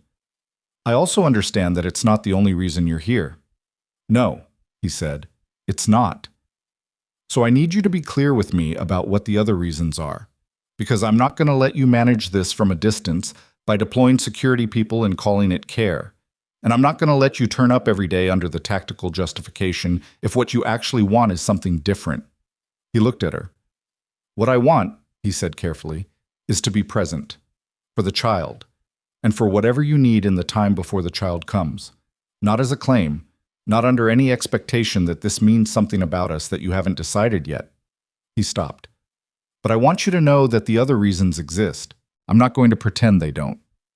She studied him for a long moment. The apartment was quiet. Outside the port. Madame O is coming on Thursday, she said finally. The midwife. If you're in Busan on Thursday, you can be here for that. He understood what she was offering and what she wasn't. Thank you. Don't make it into more than it is, she said. I won't. But they both knew it was something. The door left slightly open. The night before, she had left it open a fraction wider. He was there for 2 hours.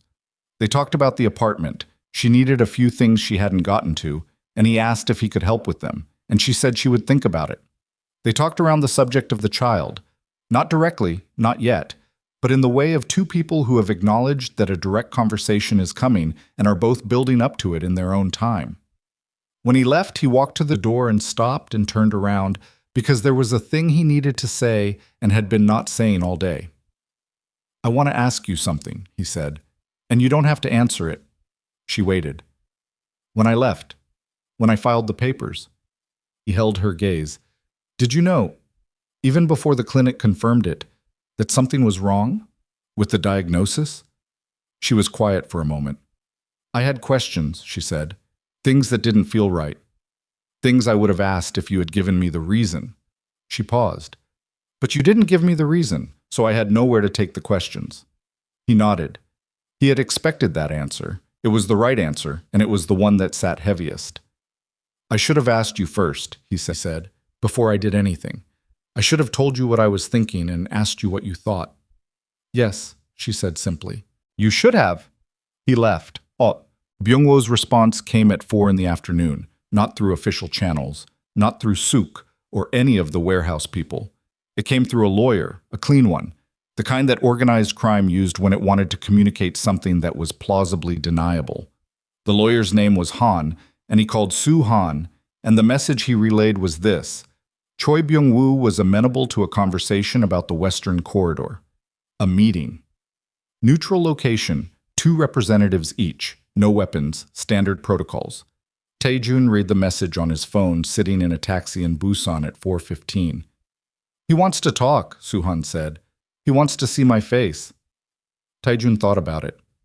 He wants to know if the Busan situation has made me uncertain, whether I'm operating from a compromised position. Are you? The taxi moved through afternoon traffic near the port. Tell Han we'll meet, day after tomorrow. I'll send the location. Where? Somewhere Byung-woo doesn't choose and doesn't control. I'll think about it tonight. He ended the call. He looked out the taxi window at Busan moving past. The ordinary business of it, people on streets, shops open, the city with no knowledge of the things running under its surface, and thought about meeting tables and leverage and the specific choreography of a conversation where both men would be trying to read whether the other had genuinely shifted position. He called Damara. She picked up. What? There's going to be a meeting, day after tomorrow. Byung-woo wants to talk. Is that good?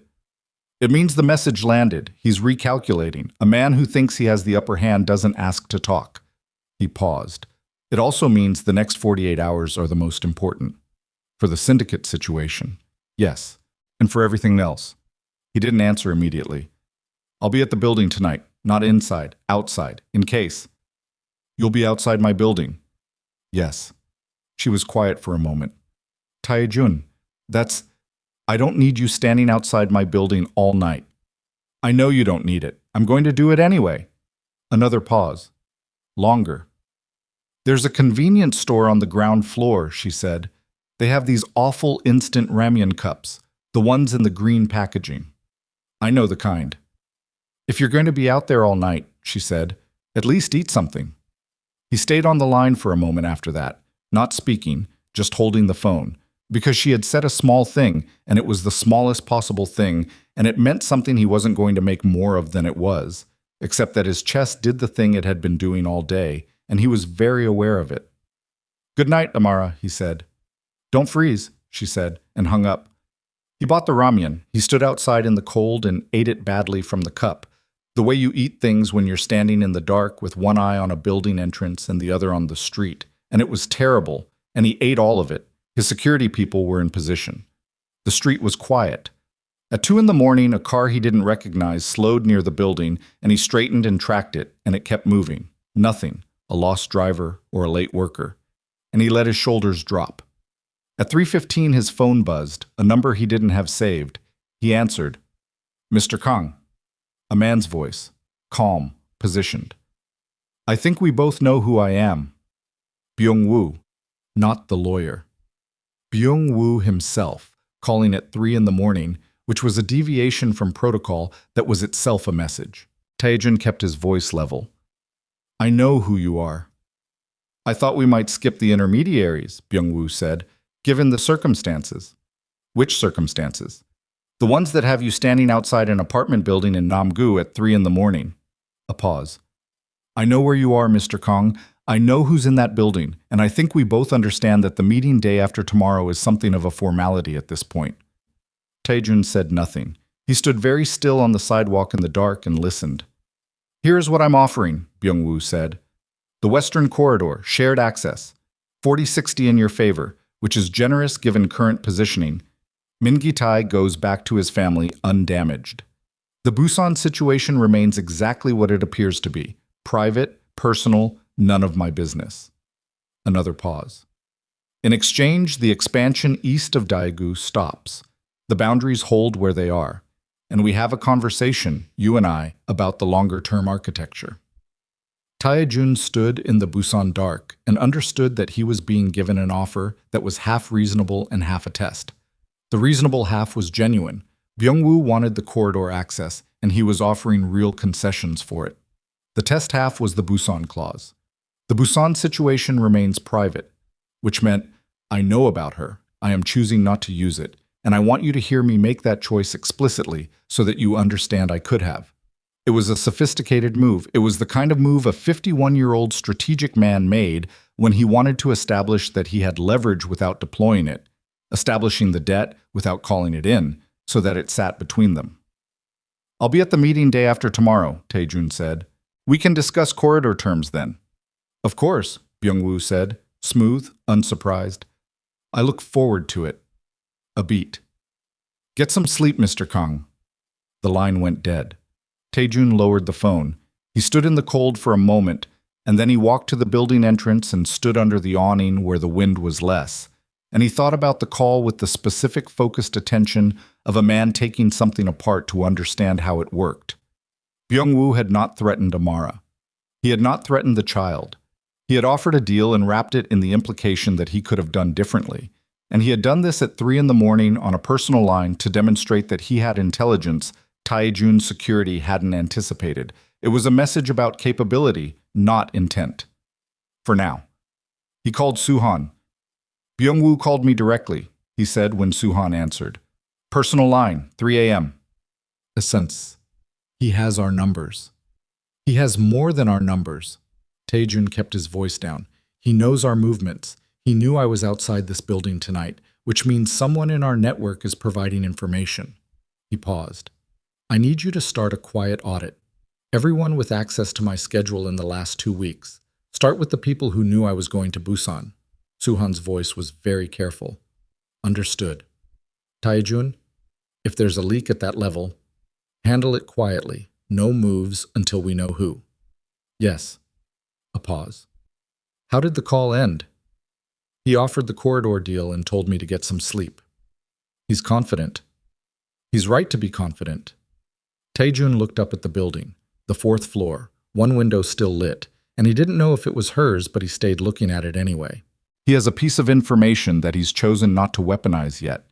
That choice is currently the only thing protecting the situation in Busan. What keeps him from changing his mind? "The meeting," Taejun said. "What we give him or don't give him day after tomorrow.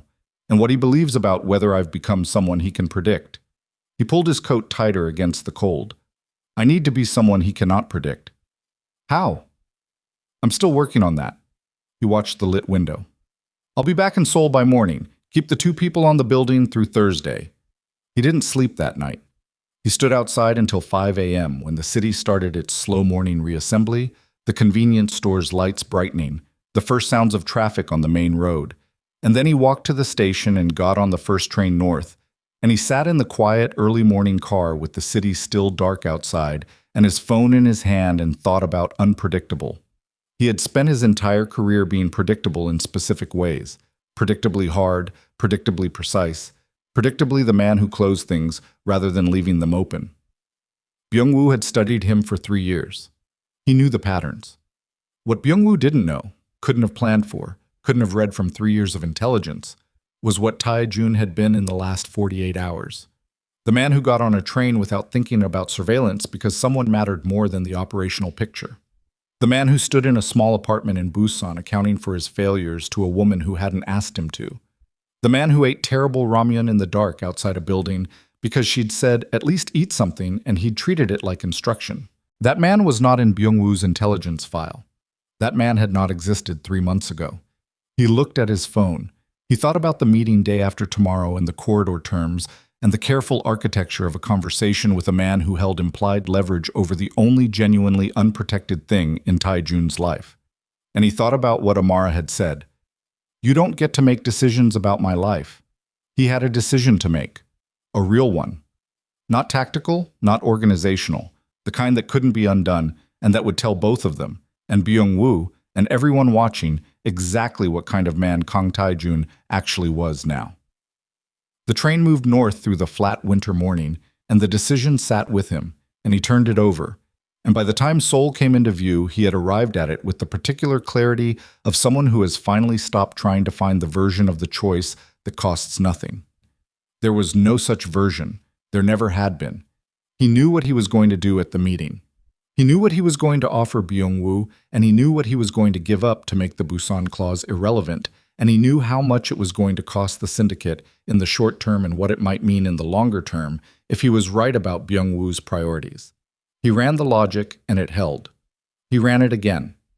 Then he called Soo-han and said, I need to tell you something before the meeting about what I'm planning to offer. Soo-han listened. When Tae-jun finished, there was a silence of approximately 10 seconds, which was very long for Soo-han. You're going to give up the eastern expansion, Soo-han said. Yes. Everything east of Daegu, 3 years of groundwork. Yes. In exchange for the corridor deal and the Busan Clause becoming permanent. In exchange for Byung-woo having no reason to ever look at Busan again. Yes. Another silence.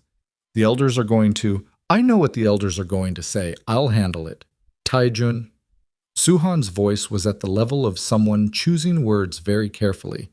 This is a significant concession. Byung-woo is going to see it as...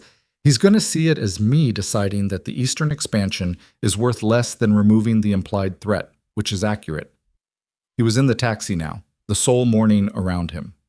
He'll also see it as me operating from a different set of priorities than he mapped, which will make him uncertain. And a Byung-woo who is uncertain about my priorities is less dangerous than a Byung-woo who thinks he has my whole picture. Soo-han was quiet for a long time. You're protecting her, he said finally. Not his accusation, just the plain statement. I'm protecting all of it, Tae-jun said. The syndicate, the corridor, Min-gitai's ability to keep working with us, and yes, her. In that order, or in no particular order. Both things can be true. She doesn't know you're doing this. No. Are you going to tell her? He thought about it. About her voice on the phone. If you manage me, I will disappear. About the precision of what she required. Complete transparency, every step. Yes, he said. I'm going to tell her. When? Before the meeting, not after. He watched Seoul through the taxi window. She needs to decide if she wants me to do this. It's her life. It affects her safety. She makes the call. Soo-han breathed. She might say no. I know. She might say you're making another unilateral decision dressed up as protection. I know. He put the phone against his shoulder for a moment, looking at the city. That's why I'm asking her. He called her at 8:15, which was earlier than he would have liked, but the timeline didn't offer him options. She picked up after 2 rings, voice alert again, and he understood she wasn't sleeping well, and that was on him. I need to tell you something, he said, about the meeting, about what I'm planning to do. He told her. All of it. The Eastern expansion, the concession, the logic, what it bought her in terms of permanent security from Byung-woo's calculations. He explained it clearly, without editorializing, without making it sound more noble than it was. It was a trade, a strategic one that happened to protect her. She was quiet for a moment. You're giving up 3 years of work. Yes. To make me safe. To make the situation in Busan permanently irrelevant to Byung-woo's strategy. Yes. Taejun. Her voice was very even. That is the kind of decision that you're supposed to... I'm asking you, he said. That's why I'm calling. It affects you. You make the call. Silence on the line, long enough that he counted his own heartbeats without meaning to. Do it, she said finally. You're sure? I'm sure that I don't want to spend the next 2 months of my pregnancy being a tactical liability in someone else's criminal war. Yes. A pause. And I understand what you're giving up. It's the right trade.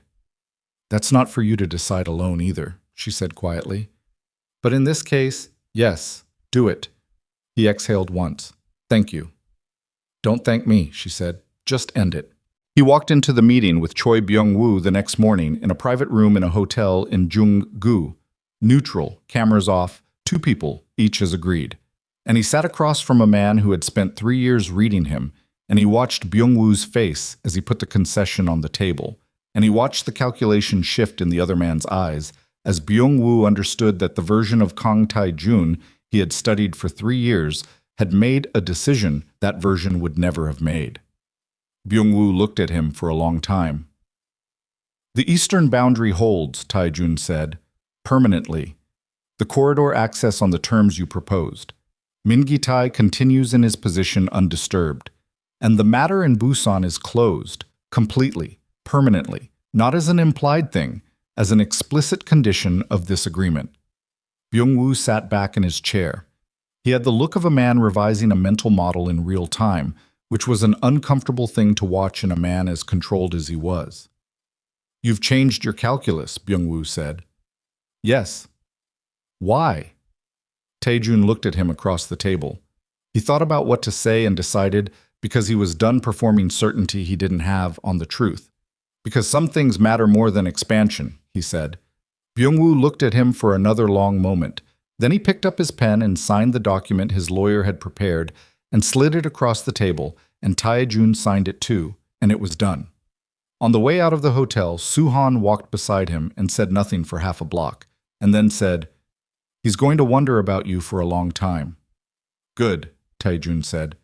He's going to try to figure out what kind of man gives up Eastern expansion for a woman who hasn't forgiven him yet. Tae-jun walked through the gray Seoul morning toward the car. Let him wonder, he said. He was going back to Busan. He told her about the meeting on a Thursday afternoon, sitting at her kitchen table with the remains of lunch between them. She had made rice and soup, nothing elaborate, and he had eaten it with the specific grateful attention of someone who understood they hadn't earned the meal, but wasn't going to refuse it. He told her everything. Not the summary version, not the managed version. Every word of what Byung-woo had said across the table, every word of what he had said back, the moment the other man's eyes had shifted when he understood the concession was real and permanent. He laid it out the way she'd asked him to lay everything out, completely, without filtration. She listened with her hands around a cup of tea that had gone cold, and when he finished, she was quiet for a while. How did Soo-han take it, she said? The Eastern expansion. He thinks it's the right call strategically, even if the elders will argue about it for 6 months. Is he right? Strategically? Tae-jun thought about it honestly. Probably. Byung-woo got the boundary he wanted, but not the read on me he was expecting. That uncertainty has its own value. He paused. But I want to be honest with you. I didn't do it because it was the smart strategic move. I did it because I wanted Busan off the table. I wanted you off the table. And I decided that was more important than 3 years of Eastern groundwork. She looked at him. I know, she said. That's why I told you to do it. She picked up the cold tea, looked at it, set it back down. Outside, the port was doing its ordinary afternoon business. Madame O had come that morning and left with her small battered notebook and her opinions, and the apartment had the particular settled quiet of a place where something important had just been confirmed as fine. The baby is head down, Amara said, not quite changing the subject. Madame O mentioned it. She mentioned it like I should have already known, which is how she mentions most things. A small pause. 4 weeks, approximately. Maybe less. 4 weeks. He sat with that. I want to be here, he said. When it happens. If you'll let me. She was quiet for a moment. I've been thinking about that, she said. About what being here means. What it looks like, specifically. Not in theory. Tell me what you're thinking. I'm thinking that there are things I need from you that are not romantic things. Not yet. Maybe not for a long time. She was very precise about this, the way she was precise about everything that mattered. I need you to be honest with me, all the way down, not just when it's convenient. I need you to ask me before you make decisions that affect my life. I need you to understand that I am not a position to be secured or an asset to be protected. I'm a person, and this is my child first, and you are here because I'm allowing you to be here. I understand that. I need you to understand it in the specific, she said, not in the abstract. When you want to do something, arrange something, decide something, deploy some resource of yours into this life, you ask me. Every time. Even if it seems small. Even if you're certain you're right. Yes. And if I say no, you don't do it anyway and tell me later. Yes. She looked at him steadily.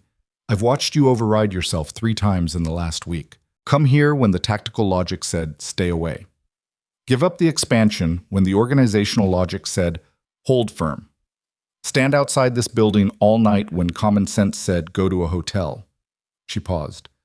I know what those things cost you. I'm not pretending they didn't happen. He didn't say anything. He wasn't sure there was anything to say to that.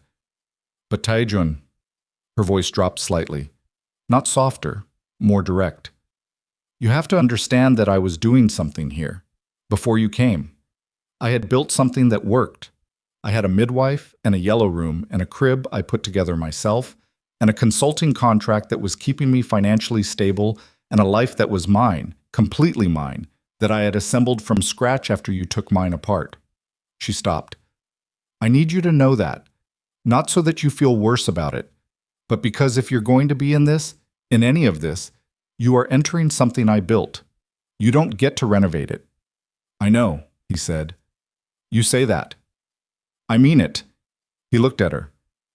I have spent the last week and a half understanding, specifically and in detail, what I took apart when I filed those papers. Not abstractly, specifically. I know what I walked into when I came to your door the first time. I know what you were protecting when you chose not to tell me. He paused. I'm not here to take that apart again. I'm here because... He stopped. Because there was a version of this sentence that was clean and a version that was true, and they were not the same version. Because I want to be the kind of man who deserves to be in this room.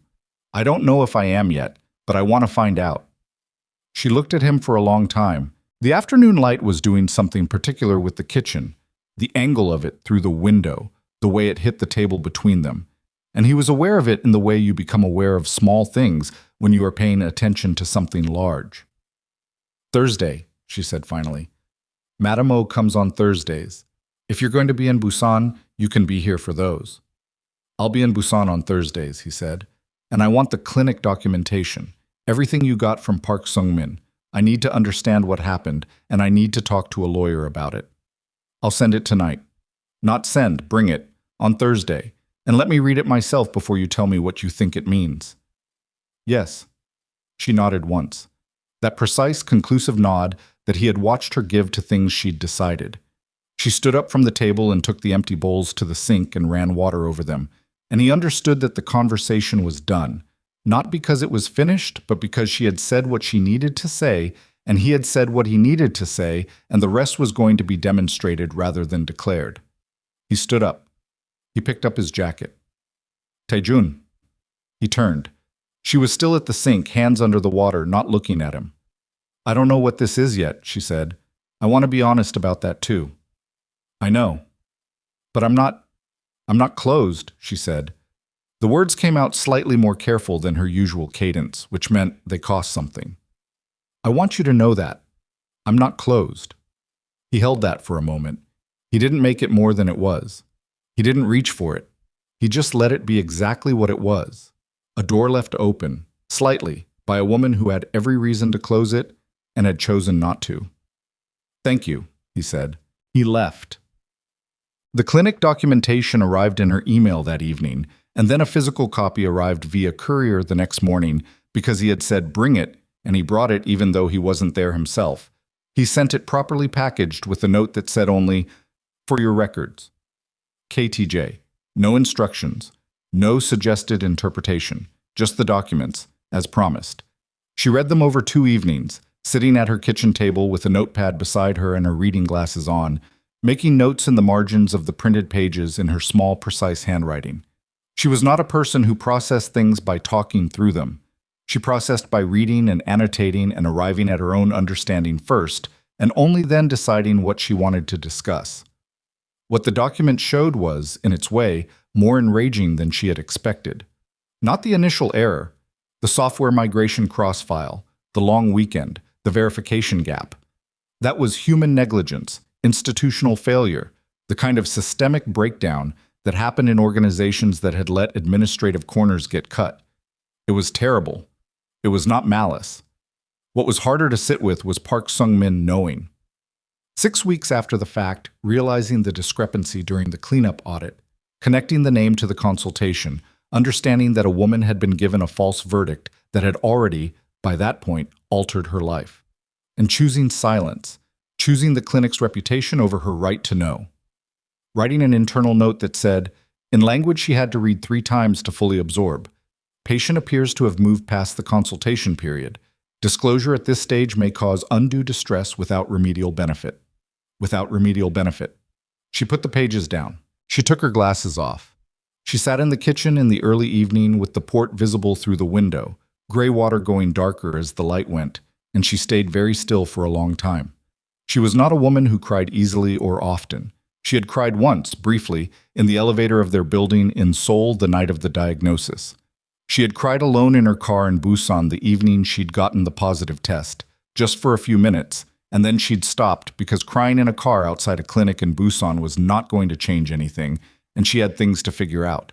She did not cry now, but she felt something move through her that was somewhere between fury and grief and the specific exhaustion of a person who has been required to absorb too many other people's failures in too short a period of time.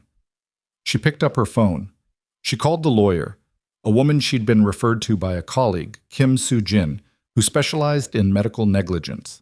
She left a message at the firm's after-hours line explaining the situation in brief and requesting a consultation at the earliest availability. Then she called Kezia.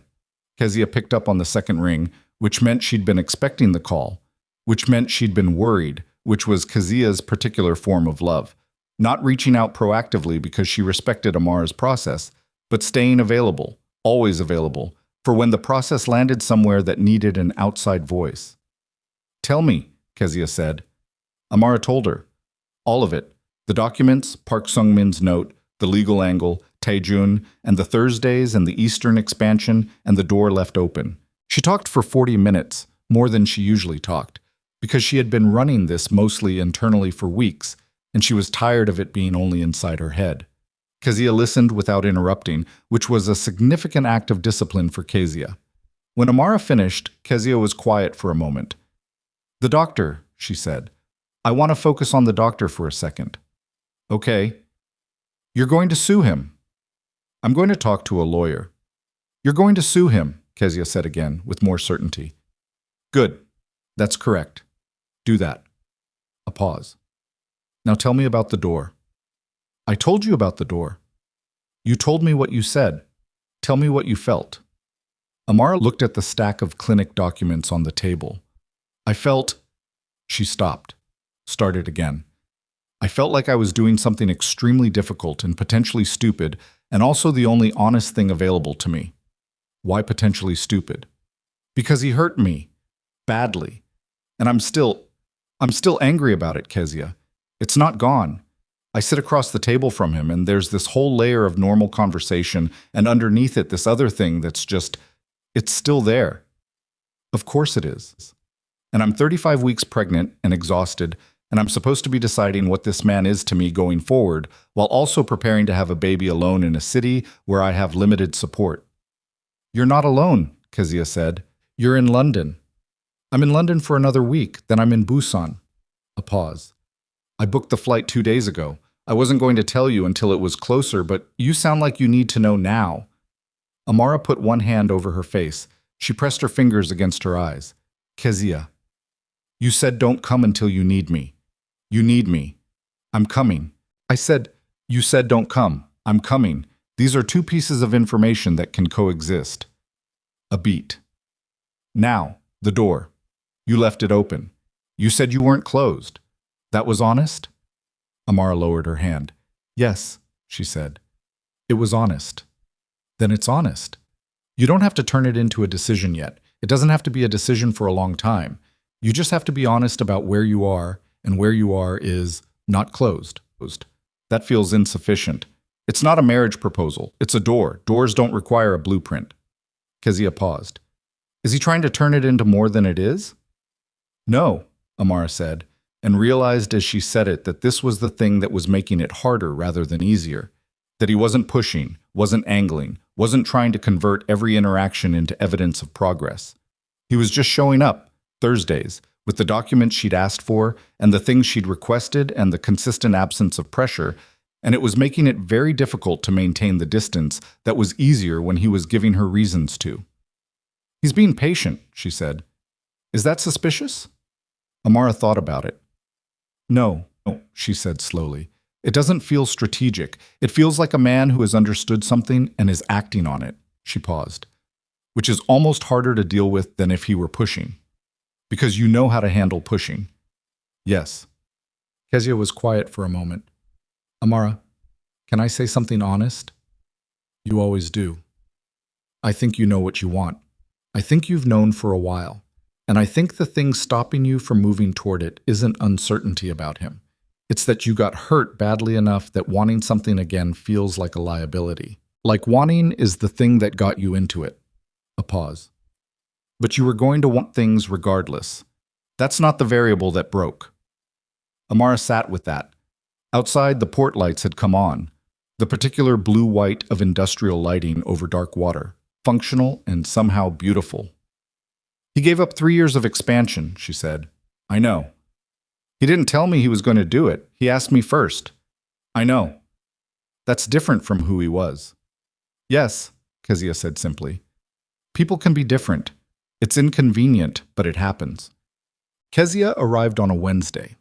She was tall, Ghanaian British, 7 years Amara's friend from their overlapping graduate programs. And she arrived at Busan Station with one large bag and the particular energy of someone who had flown 8 hours and considered it entirely reasonable given the circumstances.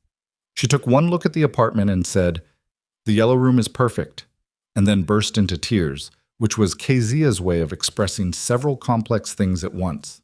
Amara put her arm around her and they stood in the doorway of the small yellow room with the crib and the second-hand dresser and the afternoon light doing its thing with the color. And Kezia cried for approximately 90 seconds and then straightened and said, "Right, what do you need?" What Amara needed, it turned out, was someone to eat with and someone to talk to at normal hours rather than late-night calls, and someone who would come to the market with her on Saturday mornings and carry things because Amara's center of gravity had shifted in a way that made carrying things increasingly complicated. What Amara needed was Kezia, specifically, who had known her since before she could claim to have figured herself out, and who operated from a love that was entirely without agenda. Taejun came on Thursday as he said he would, and the meeting of Kezia and Taejun happened in Amara's kitchen at noon, which was not planned but inevitable. Kezia had been there when Taejun knocked. Amara had opened the door. He had seen Kezia, and there had been a moment, 3 seconds, maybe 4, where the room contained the full weight of everything Kezia knew about him, and the specific way she was holding her face while she processed his physical presence. "Kezia," he said. His voice was completely level. "Taejun," she said. Hers was also level. They had spoken once before, years ago, on a video call during the Jeju wedding. She had not, at the time, been particularly warm toward him. She had been pleasant because she was loyal to Amara, and Amara had wanted her to be, but pleasant was not warm, and Kezia was a person who communicated the distinction clearly. "I'm glad you're here," he said. Kezia looked at him for a moment. "So am I," she said, and left it there. He sat at the table. Kezia made tea without being asked, because Kezia made tea in any kitchen she occupied within 20 minutes of arriving, and she put a cup in front of Taejun and sat across from him, and the three of them existed in the kitchen together in a way that was not comfortable but was honest, which was better. He had brought the Thursday things, a folder with additional documentation from the clinic's legal team, which his attorney had obtained, and a draft timeline from Kim Soo-jin's office about the negligence case. He laid them out without comment and let Amara go through them at her own pace while Kezia read over her shoulder, and he drank his tea. At one point, Kezia said, quietly but audibly, reading Park Sung-min's internal note. Without remedial benefit, he wrote that. "Yes," Taejun said, "and you went to him in person." "Yes." "Good," Kezia said, in a tone that suggested she had additional opinions she was choosing not to voice for reasons of social restraint. The legal strategy that Kim Soo-jin had outlined was clean and well-reasoned, a medical negligence claim against the Hanul Fertility Institute, with Park Sung-min as primary respondent, based on both the diagnostic error and the subsequent failure to disclose the correction. The clinic's liability exposure was significant. Their insurance would likely push for settlement. Kim Soo-jin's assessment was that a settlement was probable within 8 months, and the figure she had outlined as reasonable made Amara look up from the document. "Is that accurate?" she asked Taejun. Not because she needed his validation, because he had been inside the clinic's internal structure and might know things Kim Soo-jin didn't. "It might be conservative," he said. "The non-disclosure is the stronger element. Park Sung-min wrote it down. He created a record of the choice. That's unusual, and it works in your favor." He paused. "I have documentation from the internal audit that Kim Soo-jin doesn't have yet. I'll have my attorney send it to her this week." "Tell your attorney to send it to me," Amara said. "I'll forward it to Kim Soo-jin." A small correction.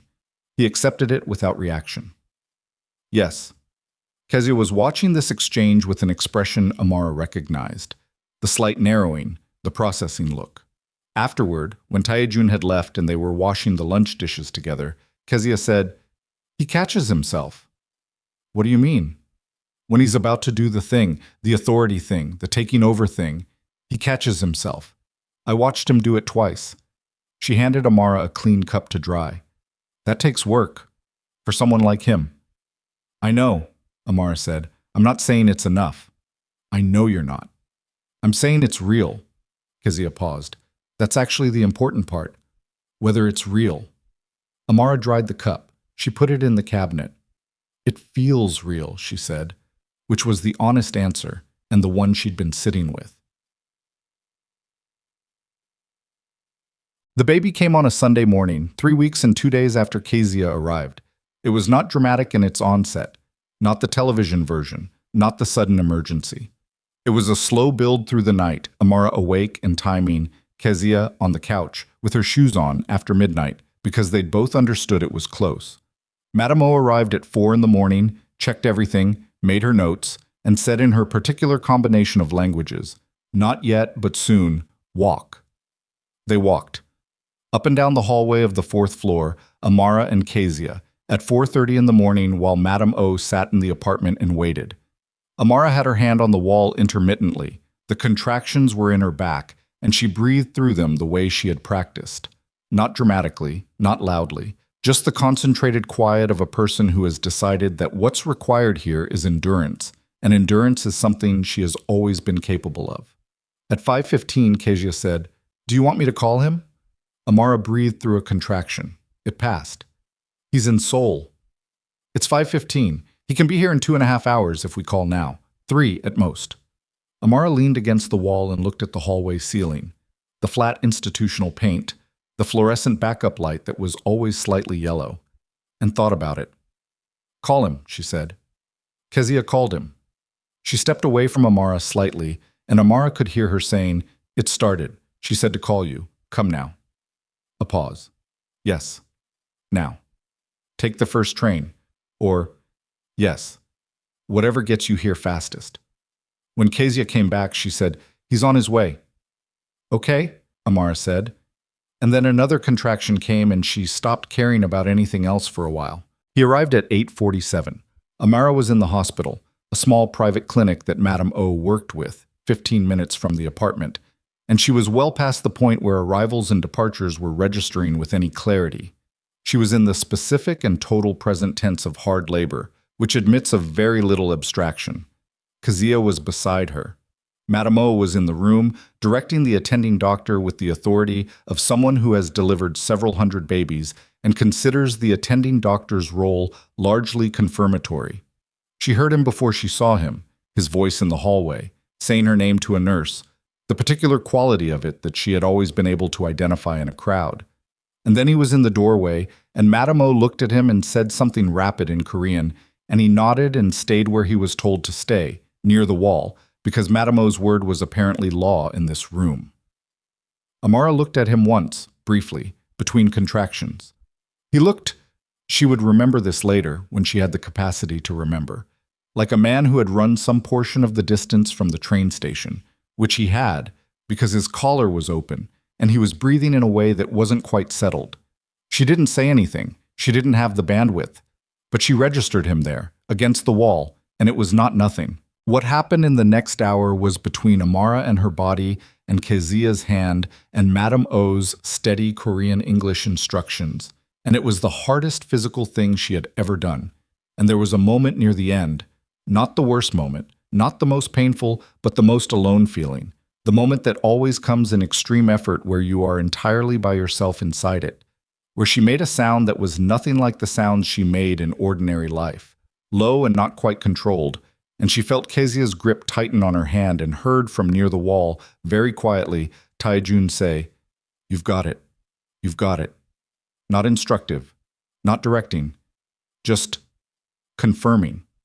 The way you confirm something you believe entirely. She had it. At 9:54 in the morning, her daughter was born. The room did the thing rooms do, the specific rapid rearrangement from effort to arrival, the voices shifting register, the sudden sound that was the most immediately real thing Amara had ever heard. Madame O put her in Amara's arms, and she was there. Not abstract, not theoretical, not the future that had organized the last 7 months, but this specific small person with her eyes still closed and her fists already clenched and making the furious, indignant sound of someone who has opinions about circumstances. Amara held her and did not speak. She looked at her for a long time. Her hands were shaking slightly. Not from fear, just from the body's accounting of what it had just done. Kezia was crying again. Audible this time. After a few minutes, the doctor said something, and a nurse came to do the routine things, and Amara looked up because she was aware, peripherally but consistently, of the figure near the wall. Taejun was standing against the wall with his arms at his sides and his face doing something she had never seen it do in 3 years of marriage. And 7 months of this. It was open, entirely open. No architecture, no management, no controlled surface. Just the thing underneath, unguarded, which was a man looking at his daughter for the first time and having absolutely no mechanism for pretending it was anything other than what it was. He wasn't moving. He wasn't approaching. I was standing where Madame O had put him and staying there, waiting, because he had understood, because she had told him, because he was learning, that his role in this room was to be here and to wait. "Taejun," she said. He looked at her. "Come here." He crossed the room. He sat in the chair the nurse placed beside the bed, which he hadn't asked for and didn't direct. He sat and looked at the small person in Amara's arms and was, for perhaps the first time in his adult life, completely still in a way that wasn't controlled. Not the stillness of a man managing his reactions, but the stillness of a man who has run out of any impulse other than this. "She's healthy," Amara said. "Yes." His voice was unsteady by approximately 1 degree. Anyone who didn't know him wouldn't have noticed. She noticed. "Do you want to hold her?" He looked up at Amara. The question between them was not about the baby. They both knew it wasn't only about the baby. It was about what it meant that she was asking, what she was offering, what she was choosing at 9:54 on a Sunday morning in a clinic near the Busan port, after everything. "Yes," he said. She placed her daughter in his arms with the careful instruction she'd been given about supporting the head, which he followed precisely, and he held his child for the first time with his large hands, the ones that had signed divorce papers and held weapons and built a criminal empire across a peninsula, arranged in the exact careful cup that the moment required. He looked at her for a long time without speaking. "She has your hands," Amara said eventually. "Look at her fingers." He looked. He made a sound that was quiet and involuntary and not like anything she could categorize. Kezia, from the corner of the room, made a sound of her own and turned to look out the window. What? The legal case against the Hanul Fertility Institute settled 11 months later. The figure was not conservative, as Tae-jun had said. It was, by Kim Soo-jin's assessment, the largest medical negligence settlement in the clinic's history. Park Sung-min lost his position. The clinic implemented new verification protocols, which Kim Soo-jin's firm publicly credited to the case. Amara took no particular satisfaction in the settlement amount. She took satisfaction in the protocols because they would apply to other people. She put a portion of the settlement into a fund she established for her daughter. The rest she divided between her own financial security and a humanitarian initiative she had been developing through her consulting work, a program addressing healthcare access in displaced communities in Southeast Asia, the thing she had been building towards since before she met Kang Tae-jun, the thing that had always been the center of what she was. She named her daughter Seo Yeon. It was a Korean name. She had a Korean father, and she was going to grow up partly in Korea, and Amara had made this decision without being asked and without making a production of it, just told Tae-jun on a phone call what she'd chosen, and he'd been quiet for a moment, and then said, "It's a good name." "I know," she said. "I picked it." He laughed. Real laughter, briefly, the unmanaged kind she had heard occasionally in their marriage, and more often now. She heard it more often now because he was practicing, she thought, the specific act of not managing things that didn't need management. The life they built after that was not a clean story. There was no ceremony, no declaration, no moment where the past formally ended and something else began. There was just the accumulation of Thursdays, which became Thursdays and Saturdays, which became a frequency that didn't have a name for a while because neither of them named it. He maintained an apartment in Busan, not near hers, not in the same building, but in Busan. And he came and went without pressure, and he asked about things before he did them, and when she said no, he did not do them. He was not perfect at this. There were moments she would see him start to move in the old way, the authority moving through his body before the awareness caught it, and he would stop himself, and sometimes she saw the stop, and sometimes she didn't. When she saw it, she didn't comment, because acknowledging every act of visible restraint turned restraint into performance, and she was not interested in that dynamic. She simply noted it internally. He was working. The work was real. The syndicate underwent changes that were incremental and then substantial over the following year. He had started this before Busan. The legitimate business acquisitions, the structural shifts she had pushed him toward in their marriage. But the pace changed after. Whether this was because of Seo Yeon or Amara or the Byung-woo negotiation or some internal accounting she wasn't privy to, she couldn't say precisely. She suspected all of those things, imprecisely mixed, the way actual reasons usually are. He didn't announce the changes to her. He mentioned them in passing, and she asked questions when she had them, and he answered. Soo-hun came to Busan once, about 4 months after Seo Yeon was born, on a day when Tae-jun was also there, and the three of them ate dinner in the apartment, and Soo-han held the baby with the stunned care of a man who had not done this before and was taking it extremely seriously. He left early in the evening, and at the door he looked at Amara and said, "I kept track of you," when he wouldn't. "I want you to know I didn't think he was right." Amara looked at him. "I know," she said.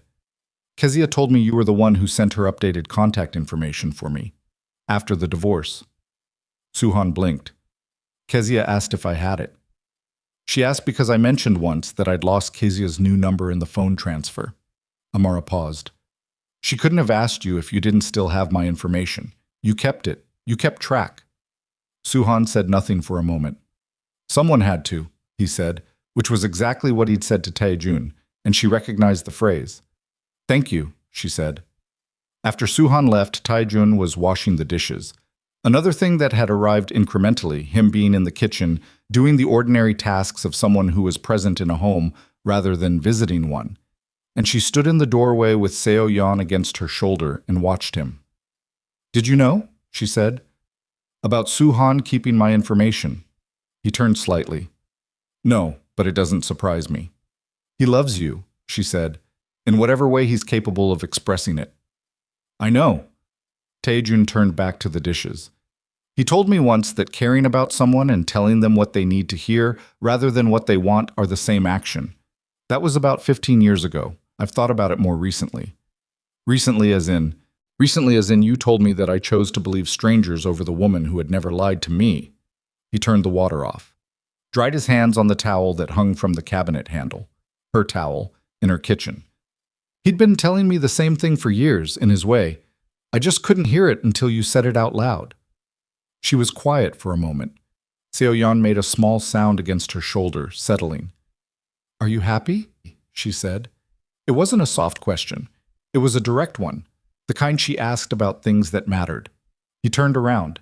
He looked at her in the kitchen doorway with the baby on her shoulder, and the Busan evening coming through the window, and the ordinary wreckage of a shared dinner on the table behind her. He thought about the question with the seriousness she'd asked it with.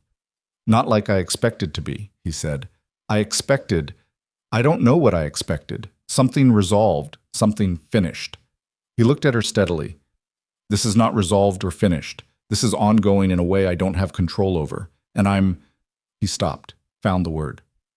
"Yes, I'm happy. In the specific." "In the specific," she repeated. "In the specific of being here. In this kitchen. Being allowed to be here." He paused. "That's not a small thing for me. I want you to know I understand that it's not a small thing." She looked at him. The question she'd asked, "Are you happy?" was also a question about herself, in the way questions sometimes work double. She sat with her own answer. "Yes," she said. Not completely, not without reservation, not in the swept-clean way of someone who has set everything difficult aside. Yes, in the honest way, the way that carries the difficulty alongside it and calls it yes anyway, because the weight of a thing doesn't make it false. He nodded. He didn't smile exactly. His face did something less polished, more actual. "I should go," he said. "It's late." "You don't have to." He looked at her. This isn't." She adjusted Seo Yan against her shoulder. "The couch," she said. "I'm saying you can sleep on the couch if you don't want to drive back tonight. It's not—" "I know what you're saying," he said. "Thank you." He stayed. He slept on the couch, which was too short for him and which he did not complain about. And in the morning she found him already up and in the kitchen making rice. Badly, his rice was consistently not as good as hers. And she had told him this, and he had not argued. And Seo Yan was in the bouncer chair on the kitchen counter, watching him with the focused attention of a 3-month-old who has decided that this particular person is interesting. He was talking to her. Quietly, in Korean, a running low commentary on the rice in the morning and something outside the window. She couldn't hear all of it from the hallway. And Seo Yan's fists were moving in the uncoordinated, enthusiastic way they moved when she was engaged. Amara stood in the hallway for a moment and watched this, which was a thing she had not planned and could not have constructed, and which landed somewhere in her with a weight that was not painful, just real, just present, the way things are when they are genuinely happening rather than imagined. She went into the kitchen. He heard her and looked up. "The rice is almost—" "I can see." She looked at the pot. "You put too much water again." "It'll be fine." "It'll be soggy." "It'll be fine," he said. And he was wrong, but not about everything. She sat down at the table. He poured her tea, correctly, at the right temperature, this he had mastered, and set it in front of her and went back to the rice. Seo Yan's fists moved. Outside, the Busan port began its Sunday morning in the indifferent way it always did, cranes in gray water, and the particular light that she had started to love without meaning to, the light of a city that had become, somewhere in the last year, not just where she was, but where she was from. She drank her tea. The rice was, as she had predicted, somewhat soggy. She ate it anyway. He ate his without comment, which meant he knew and wasn't going to say so, which was its own small form of maturity. "I have a consultation call at 10, she said. "I know. I'll take her." "You remember how she likes to be held when—" "Under the arm, not over the shoulder," Yes. She looked at him across the table. He looked back. Between them, Seo-yeon decided she had an opinion about the morning and communicated it in the immediate way of someone too young to know that opinions require staging. All right, Amara said. And then because it was true. Thank you. He nodded. He picked up his tea. He looked out the window at the port, the cranes, the gray water, the Sunday light. And she watched his face settle into something that wasn't the man she'd married, and wasn't the man who'd filed the papers, and wasn't the man who'd stood outside her building all night in the cold. It was something further along from all of those, worked toward, incrementally, through specific and costly choices that he had made without guarantee of return. The door was open. It had been open for months. Neither of them had walked through it yet. Not formally, not with the language that makes things official. But the door was open, and the morning was real, and the rice was soggy, and her daughter was there, and he was in her kitchen on a Sunday.